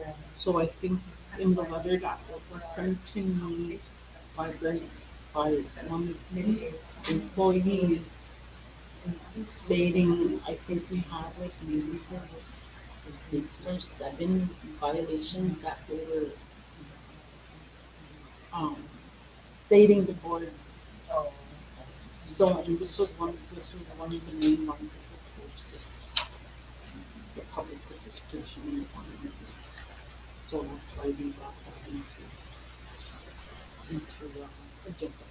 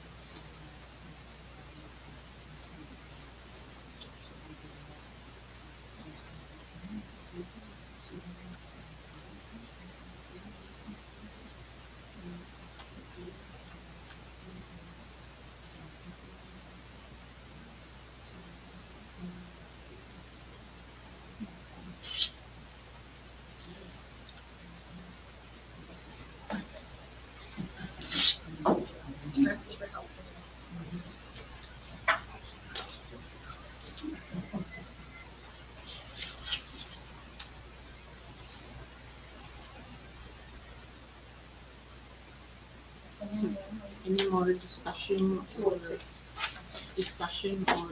changes, revisions of the policy 206?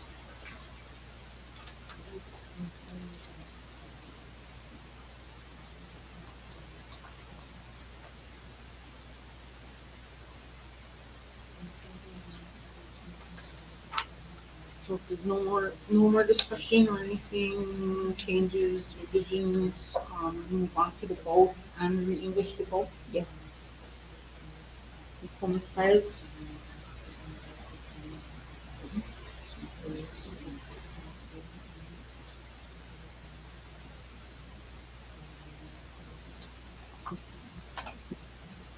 Yes. you. Chelsea Jordan, Yes. Victoria Pineda, yes. Motion carried 4-0-1. Motion passed. All right, moving on to 9B, motion to approve the revised employee agreement as presented. So is this gonna go on to the website? Yeah.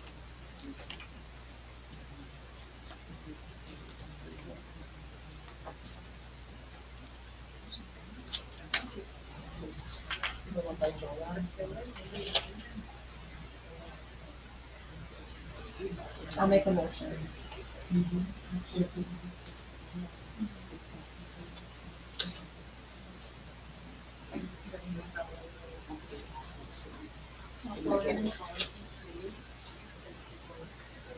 Any discussion? Motion by Nicole, second by Anne Marie. Do we have any discussion in regards to the employee agreement?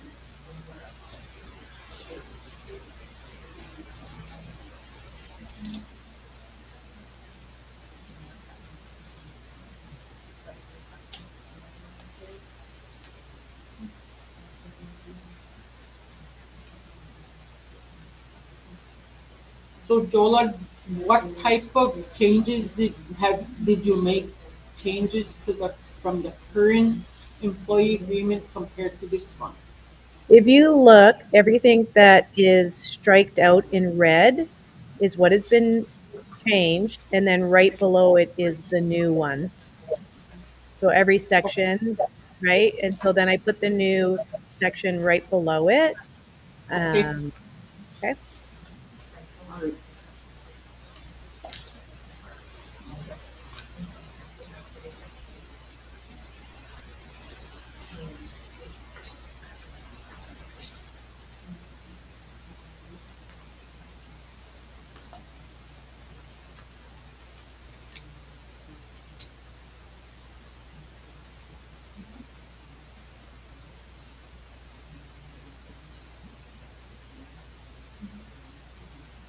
So you striked out educational leave altogether, right?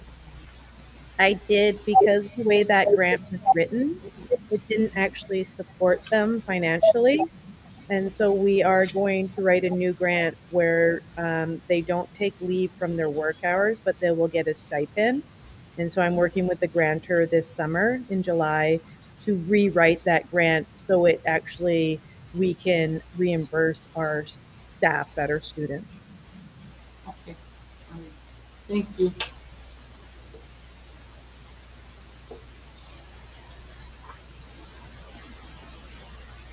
Is this how we were talking about doing the PTO moving forward? Yes.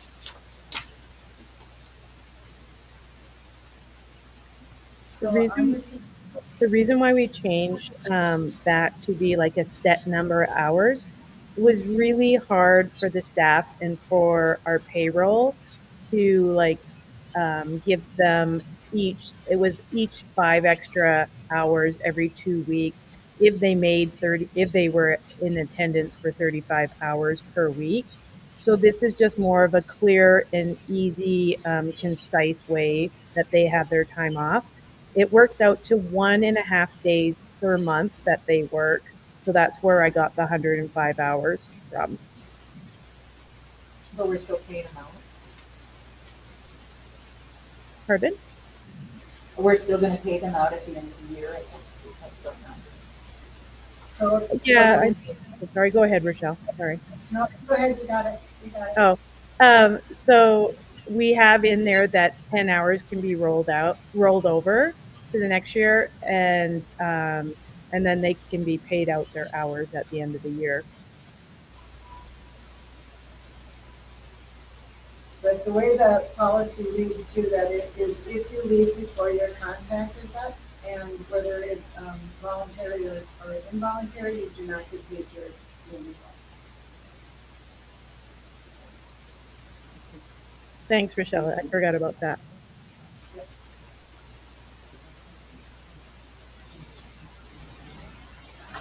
What about how come the educational leave is big enough?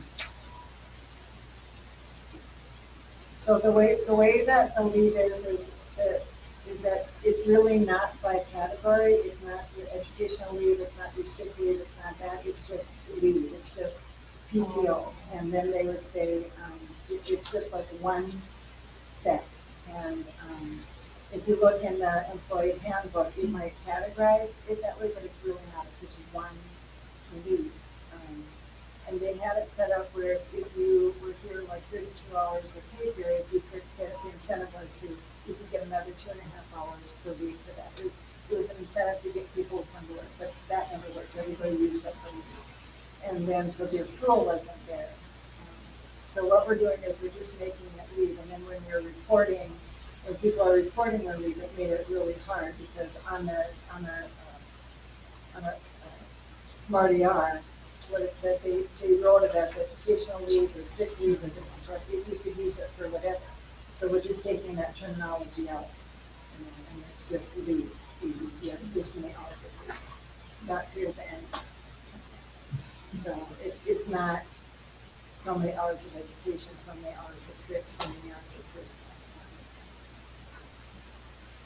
I can address some of this as I have been doing payroll, and it is very confusing because different people have different types of leave listed under the system, and not everybody is consistent.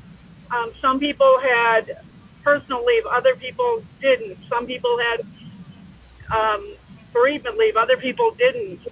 And some people had leave they couldn't even access, and so it was being deducted, but then it was being used in the system because they were getting paid for those days, but it was never being deducted from what they could see on their payroll, so it was all very confusing. This will just make it really clean. You have this many hours, and you just take leave. And once those hours are used, the system will automatically move it to leave without pay. So there's less confusion. The other thing was that the accrual, the method of calculating the accrual was cumbersome, and I finally got through the whole year for every single employee, and it took me, I don't even know how many hours. It was quite a while to get it corrected. So that's why moving to a simpler system would make more sense. Also, I think we have to make sure we put something in there within the system for not educational leave, but for professional development leave. I think that was one thing we didn't think to add because we found out that we did have funds to send people to different conferences, but it never got used. And so if people go to a conference that is supporting our students, there should be a classification for that where they're not using their personal leave and they're not getting docked pay. But that would just be something in Smart ER, but I think it should also be clarified in the contract. I think that's one thing we should add that we probably forgot to even think about. I think we could probably add that in the handbook and not the contract. Like the contract just has what leave they're going to be given, whereas like educational leave and stuff, as long as that's in Smart ER, we can tag it so that a day off to go to something that's approved for professional development can then just be tagged in Smart ER and it can be processed that way. But in their actual contract employee agreement, I don't think they need that so much as in the handbook. Maybe that would be a better place for that. Okay. Anything else? Any other discussion?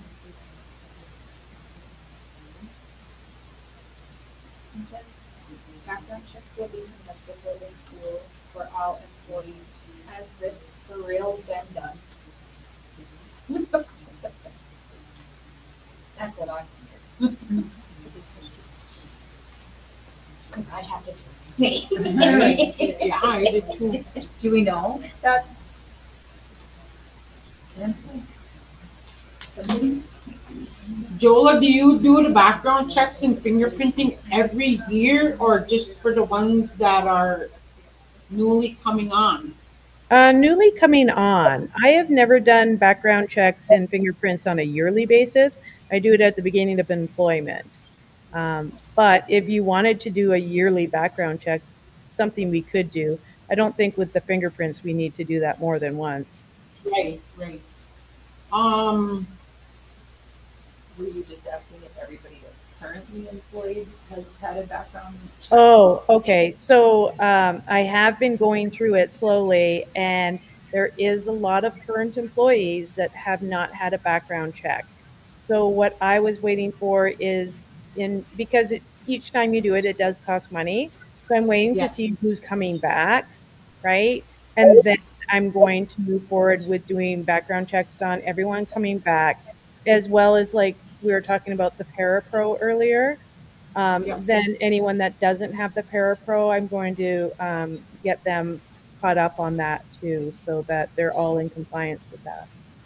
Is there any concern that somebody that wants to come back might not be able to come back with the result of a background check? Not on my end. I haven't heard that. No. We're gonna have the board review the background So then, Is mine good at Thanks So- for the warning. so Dola, for the ones that are coming back, you're gonna have all the background checks before school starts, right? Yes. Before I give them their contract, I will do a background check, right? Right. And then give them their employee agreement. I keep saying contract. I'm sorry. But before you even give them an employee agreement, we should have the background check completed. Exactly, thank you. Okay. So I would just add something to that. There's nothing in state statute that says, besides like a felony and pedophile, that says when you can have like teachers hired or parents hired like that. So generally, school leadership will say if there's something in the background check that's theft, we wouldn't bring those people on. Or if there's something in their background check with assault, something like that, then we probably wouldn't bring them on. Other things that might be minor, and the state doesn't look, like when the state is going to license somebody, they don't look at anybody who has like a misdemeanor. But if you have a gross misdemeanor, then the state's going to look at that and they're going to do their own investigation. So when teachers are getting licensed through the state, that's kind of a standard the state has. But there's nothing in statute that says what in the background check is acceptable or not acceptable. Just the general rule of thumb. Of course, nothing felony or pedophile kind of stuff. But generally, if there's going to be theft in there or assault in there, then we wouldn't bring those people on. Thank you. So no stealing. Okay. Any more questions, changes, considerations, revisions to the employee agreement? No more discussion. I'm gonna move on to the vote. Thank you for updating that. Yes, thank you, Dola. So moving on to the vote, Anne Marie English DePaul. Yes. Nicole Stiles. Yes. Marcus excused. Chelsea Jordan. Yes. Victoria Fondy, yes. Motion passed 4-0 to 1. Fondy excused. Yeah, Pardon? Oh, I had a dinner today and I just got it. Oh, I thought that was tomorrow. Can I just Jello cake. Yes, yes, please, would you? So moving on to 9E, motion to approve the 2026-2027 salary schedule as presented. My suggestion is to table that until next month with revisions from admin for July 2026 for the meeting.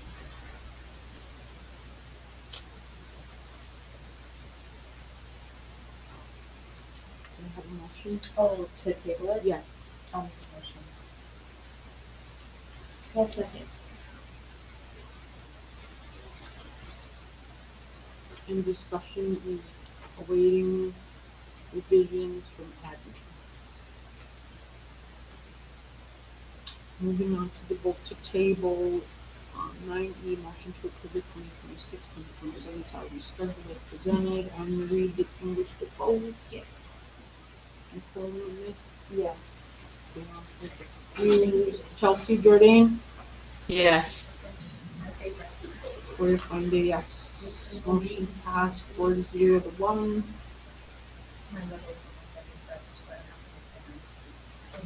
Okay. Moving. Yeah. So we need a motion to table F also. Motion to approve the 2026 staff support pay scale schedule as presented. Table. Yep, to table. And Tyler's motion, first motion, for the second. Any discussion?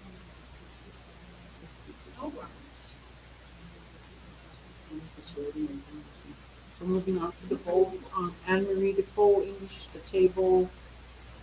Yes. The staff. Thomas, yes. Chelsea, Yes. for the Fonda, yes. Motion passed 4-0 to 1. Motion passed. So moving on to 9G, motion to approve to hire Victoria Wind as executive director as Endazhi-Nitaawiging Charter School effective July 1. In your packet, you have your score sheet.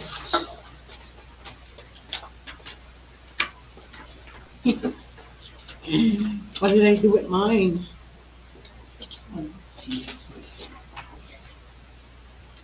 So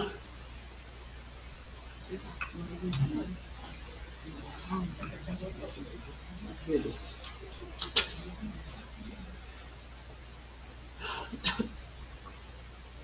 So on July 10th, 2026, a special board meeting, we had interviews for executive director interviews for Victoria Wind. We did score on a matrix score sheet. The total of all 5 board members came up to 216, and the average is 3.9. So everybody looks like they did a really good job on scoring her in high.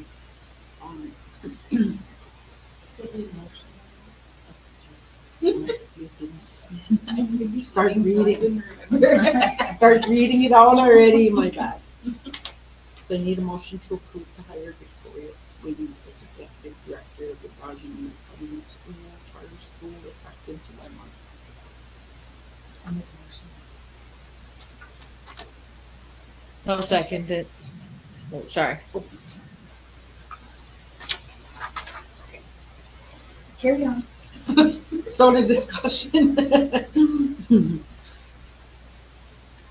We all did our own individual scoring sheet, and she scored pretty high. Her being the only applicant out of the 3 prospective applicants, she was the only one that showed interest. So, and at the interview, she did mention she needed a 2-week notice to allow her previous her employer now to give her 2 weeks to keep the 2 weeks notice.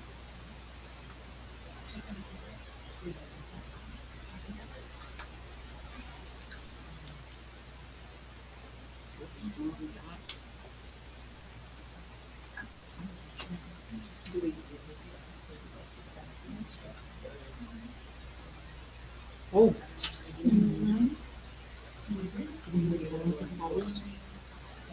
I think we have this.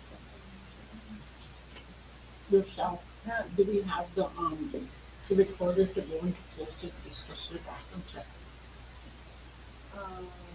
No, I don't, I can get it in one executive. Yeah. Well, thank you for the cake before the executives. Make sure you don't take it. If you want to tell Rochelle, I have the key to unlock that recorder. If you guys need me to come up, I can now. It's only gonna be like 5 minutes. Because the recorder is locked away. The recorder is locked away for you to Yeah, we have to record if you go into executive, so. Okay, so we'll take a recess for 10 minutes. Yep, I'll be up. Okay. Recessing at 7:27 p.m. You were- Way back here on my way out. Thank you. Thank you for coming over. Well, we will be in touch. Definitely reach out to Caleb, definitely reach out to me, the door is open. Thank you for the cake and thank you for letting us be a part of your and I appreciate it. And we'll catch up soon. Yes. All right. Good stuff. Angel, you want to stop recording while we're on break? Can you say it? See you. Yep, I'll stop recording. Thank you. So reconvening the, you have to call it. Oh. Somebody have to call it. I will.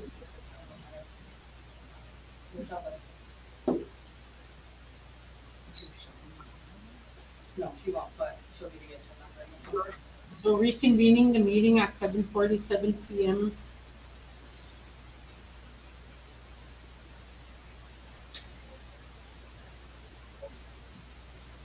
And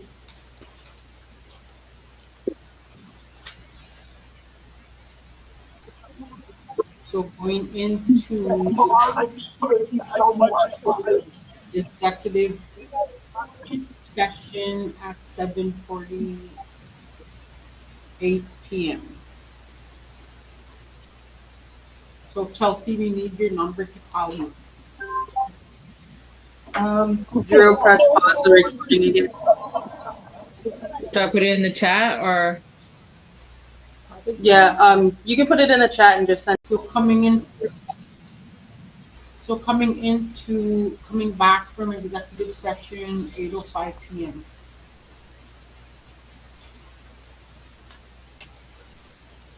So we're gonna go back to the motion to approve to hire Victoria Wynn as Executive Director of Endazhi-Nitaawiging School effective July 1, 2026. So we're gonna go into the vote.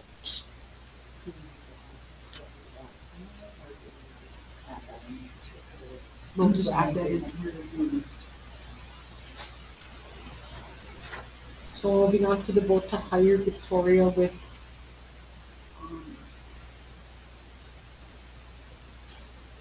the changes to her employee agreement. Anne Marie English Pope, Yes. Thomas Hires. Yes. Excuse Chelsea Birding. Yes. Victoria Findlay, yes. Motion passed 4-0-1. Yay. All right, moving on to 9H, motion to approve the MOU between Endazhi-Nitaawiging Charter School and the Red Lake Accounting Department. Can I get a second?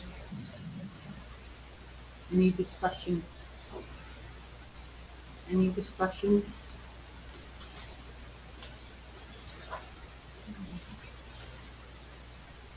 So no discussion, we'll move on to the vote. Anne Marie English Nicole. Yes. Nicole Ms. Myers. Yes. Is excused. Chelsea Jordan. Yes. Victoria Findlay, yes. Motion passed 4-0-1.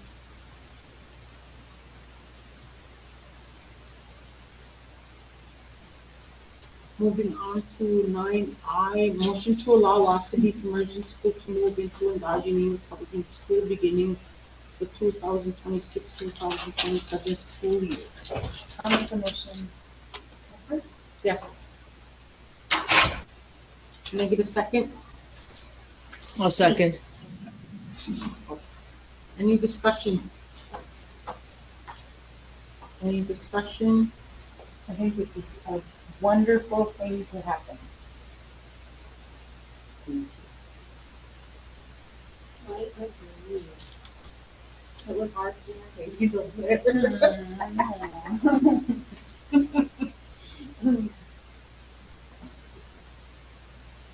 All right, moving on to the vote. Anne Marie English DePaul. Yes. Nicomas Pies. Yes. Excuse. Chelsea Jordan. Yes. With hesitation, have you been? Well, yeah, we don't have any more discussion. Yes, yes. Okay. Victoria Finde, yes. Motion passed 4-0 to 1. One being the excused board member.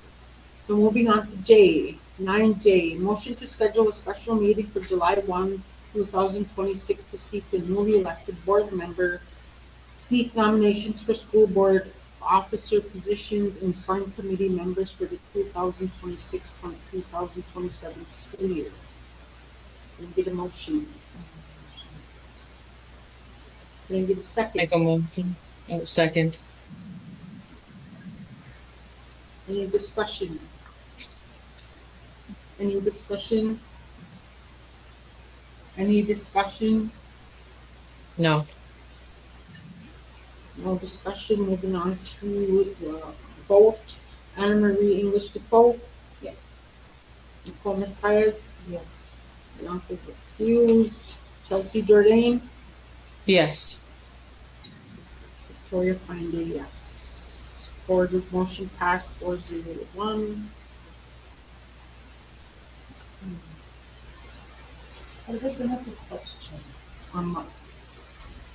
So I was looking in that training thing, and we're supposed to be going through reviewing the policies, like a third of the policies every year.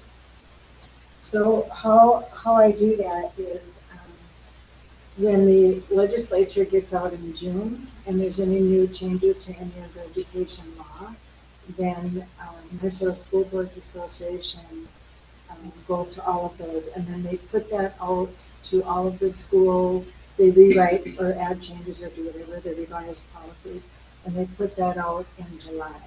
So when that list comes out in July, we get a newsletter that tells you all the revised policies, and we'll take that in front of the policy committee for review, and then we'll take it in front of the board. 10, old business. There's no old business, so moving on to 11. I need a motion to adjourn at 8:11 p.m.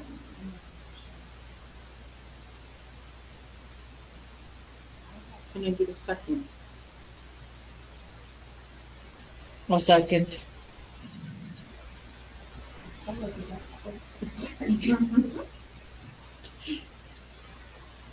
So moving on to vote to adjourn at 8:11 p.m. Anna Marie? Yes.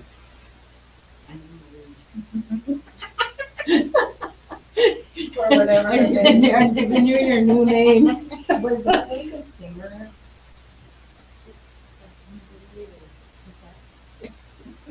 Nicole, Yes. Bianca's excused. Chelsea Jordan. Yes. Victoria Finde, yes. Thank you for the 4-0 to 1. Motion passed to adjourn at 8:11 p.m. Yes. All right. Good. Have a good night, guys. Bye. Iguabaman. Iguabaman.